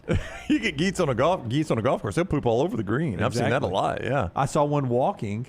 When was it? I was stopped at a stoplight by the little lake area near LT's house, the business district, and I was stopped, and one was walking. It just poops while it's walking. Yeah, never breaks up. stripes. Blah, blah, blah, blah, They blah. shift. They go both at once. It's awesome. Just to get both done. Oh gosh, right, sir. It's very That's the name I made up. Save a lot of time. One more segment to go, including a shot from the new Kentucky coach at the old Kentucky coach. That's coming up in our final segment. Again, this hour brought to you by Champy's Chicken, Highway 119 in Alabaster. We're back in a moment. Take the next round anywhere you go with official Next Round gear. Buy yours today at nextround.store. This hour of the Next Round is presented by the Birmingham Racecourse Casino, now featuring 7 days of giveaways with your chance to win a share of up to $125,000. The more you visit the Birmingham Racecourse Casino, the more chances you have to win. The road to the Indy 500 runs through Birmingham, April 26th through 28th. The fastest IndyCar drivers in the world, Castroneves, Dixon, and Newgarden, will put their skills to the test with one goal in mind: victory.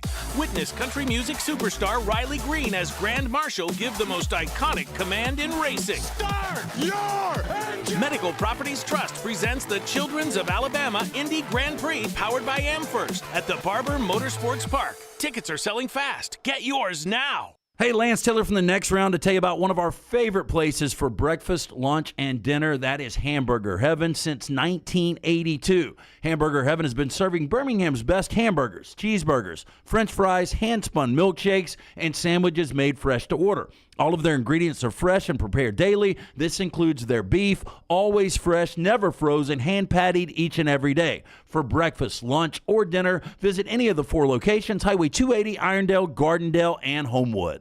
Hey, let me tell you about our friends at Urology Centers of Alabama. Compassionate and comprehensive urological care with 35 physicians, 17 locations across Alabama. Their patient-centered approach to all of your urological needs. Remember, they've got that new men's health center. It is beautiful, helping men with a wide range of sensitive male issues in a comfortable environment. You can always go online, visit urologycentersalabama.com, schedule an appointment with one of their many urologists today. Hang out with the Next Round on the go. Whether you're driving to work, running errands, sitting on the beach, or you just need a break from the real world, we can keep you company. Check out the Next Round, Mystery Fifth Hour, and our other shows on your favorite podcast app. We'll meet you there. You have all heard of Red Wing Shoes, but what is Red Wing Shoes? It's the place where men buy boots, plain and simple. Who are Red Wing's customers? They are construction workers, warehouse employees, college students, the guy that fixes your AC, the guy at the end of the bar, the IT guy. Red Wing is a father, Red Wing is a son, Red Wing is a cult following shared by all men. A classic, comfortable pair of cool boots with a story to tell. What's your Red Wing story? Red Wing Shoe Stores, located in Pelham and Trussville. Spring weather is here, and our friends at Hemphill Services are offering a $69 HVAC tune-up plus 10% off any service call when you mention the Next Round. Call Adam, Chad, and the guys at Hemphill Services. Make sure your HVAC unit is ready to keep up with the changing weather. Hemphill Services, locally owned and operated independent train dealer. The team can service all makes and models. For all of your plumbing, heating, and cooling needs, call Hemphill Services. It's hard to stop a train. 205-229-2090 or hemphillservices.com. That's 205-229-2090, hemphillservices.com.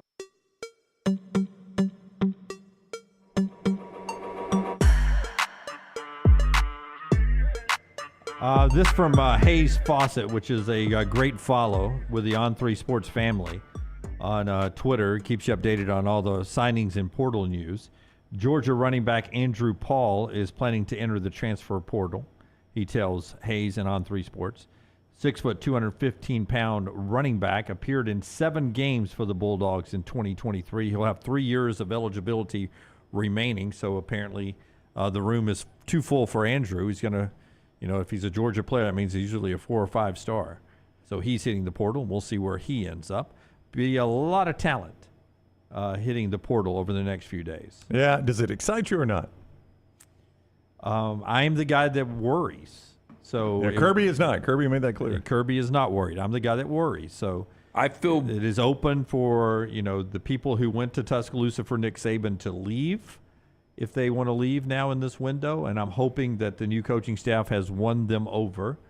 But it would be very naive to think that nobody will leave. Yeah, but I think Alabama will bring in more than they lose. I think you're probably right. I think it'll be a little bit opposite of right after Saban left, when everybody could raid Alabama, and Alabama was very limited on who they could raid. Yeah, I don't think it's going to be big numbers. I think it's like 3-2 or 2-1. But I just, I wonder if one day as a college fan I don't know if you guys get excited about like NFL free agency when it opens and seeing what your team does. I do. I kind of like NFL free agency. I wonder as a college fan if you'll feel that way about it. Now, free agency gives and takes. Like Christian Wilkins is my second favorite Miami Dolphin, and he's gone now because of free agency, right? And we just had to choose not to pay him. So it's a give and take deal, but it's still exciting to me. Brown, tell us about NASCAR one more time, and then we'll hear from Mark Pope, the new coach at Kentucky. Before you tell us that, though, did you know that it was on this day in 1965 that the NFL changed the color of the penalty flags to yellow? From what? What was it, red? I assume they were white. I never knew they were not a color, but it was because of color TV was becoming more and more popular, so they wanted to make it more colorful. So that was the yellow penalty flag. I'll have to check. Learn. I assume it was a white hanky before that. I have always just assumed they were always yellow. Me too. I've never thought of being anything else but yellow. So Lincoln was assassinated, or he died. The Titanic sank, the Boston Marathon bombing, and Jackie Robinson breaks the color barrier, and the NFL changes the penalty flag to yellow. April 15th, man. More impactful than the death of Lincoln, Rockstar. Did everybody get their taxes done? Taxes are done. NASCAR is coming back to the Talladega Superspeedway this weekend. 877-GO-TO-DEGA. 877-GO-TO-DEGA to get your spot at the Geico 500 weekend. You can still reserve a camping spot. You can make sure you get that garage experience presented by Coolray and reserve your spot in the grandstands. 877-GO-TO-DEGA. That is 877-GO-TO-DEGA or TalladegaSuperspeedway.com. See great racing in the Geico 500 weekend this weekend at Talladega Super Speedway. Remember when John Calipari used to talk about the SEC tournament not being that big of a deal, that they were there for the NCAA tournament, even though all those Kentucky fans spent their money to go to Nashville? Mark Pope took a little jab at John Calipari yesterday in his introduction in front of 22,000 Big Blue Nation cats. Every coach in America, at every other job in America, stands up at their press conference and they try and moderate expectations. We don't do that here at Kentucky. I understand the assignment. We are here to win banners. And as we go through this journey, we're here to win banners in Nashville. Because you guys turn out in Nashville like nobody else, and that matters. Our job here, our assignment is to go win banners in the Final Four, win national championships. That's our job. You may as well embrace it because it is the expectation. I mean, this is one of those where we talk about whether you talk about expectations or not. Everybody knows what Kentucky's expectations are, and Mark Pope is a smart enough guy to know if he doesn't win a national championship in probably 4 years, his job's on the line. So why not embrace it, right? I mean, you may as well. Running from it's not going to do any good.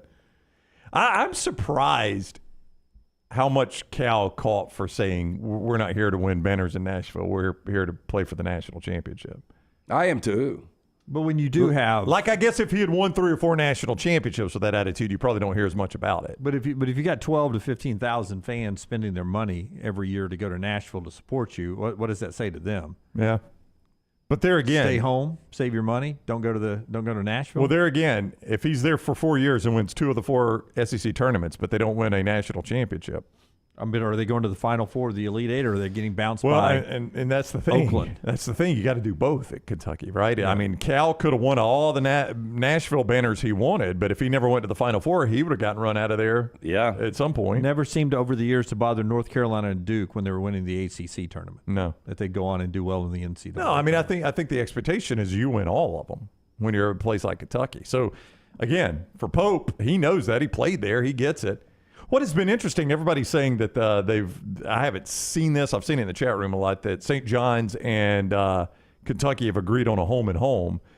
And Rick Pitino said, I'll be one of the first NIL donors for Mark Pope. Yeah, I think it's actually pretty cool. Actually pretty cool how Rick Pitino has embraced this deal. He sent out a long video trumpeting Pope, who he coached and recruited, right? Yep. And he sent out a big, long video. This, some people they don't like this hire. I love this hire. And he started telling you what he liked about it. Yeah, he's backed one of his guys, Pitino has, obviously, and that's been pretty cool to see. Some of you are saying penalty flags were red and white back in the day. They were a red and white striped penalty flag, and they went to yellow. That seems more colorful. It does seem more colorful. Yeah, Like a I think candy the yellow was a step backwards. Yeah, like a candy stripe or something. One more NFL note. Brandon Ayuk says he did not request a trade. Wants big money from the 49ers. That'll be something to watch in the coming days. Draft is not this week, but next week, right? 1 week Next from weekend, Thursday. So we're very close to the NFL draft, and we really hadn't spent a ton of time talking about that, thanks to what has been an amazing basketball season here in these parts. But that's about it for the show today. You never gave me your best or worst of the weekend. I did. My best was the Masters, and my worst was the fact that Scotty Scheffler was so dang good it wasn't exciting there at the end. That's right. It was so inevitable. After he hit the green on 12, that thing was absolutely over. Like, Oberg was really the only guy that was doing anything, and he had just made a double. Max Homa caught a tough break, though, on 12. That ball kicking up into the whatever that is called, whatever weed that is, not a weed. Yeah. Whatever shrub that is or whatever they called it. You just got fined by the I Masters. did. They wouldn't let me have that. Yeah. But that was a tough break for him, man. If that ball comes out, he may not win, but he doesn't take a double there. Final note here. The FCS, the NCAA announcing the FCS championship moving to January 6th, a Monday night. They've been playing it on Sunday afternoon, haven't they? They've been playing Sunday afternoon before the Monday night FBS championship. They're going to play it with the extended deeper into January playoffs. They're going to play it on Monday night, January the 6th. Basically taking over the Monday night that's being left behind with the 14 playoff. Yeah. Is where they're going to slide. But they were playing it head-to-head with the NFL, which probably is not the best idea. Was a non-starter there. All right. Enjoy the rest of your Monday. We're back with you tomorrow at 9 a.m. Central Time. A lot of stuff coming out on the platform, including a brand new Meltdown live today at 2 Central. You can watch that. Taylor's kicking out content at Next Round Live. Like and subscribe. Thumbs up. Until next time, God bless you and God bless America.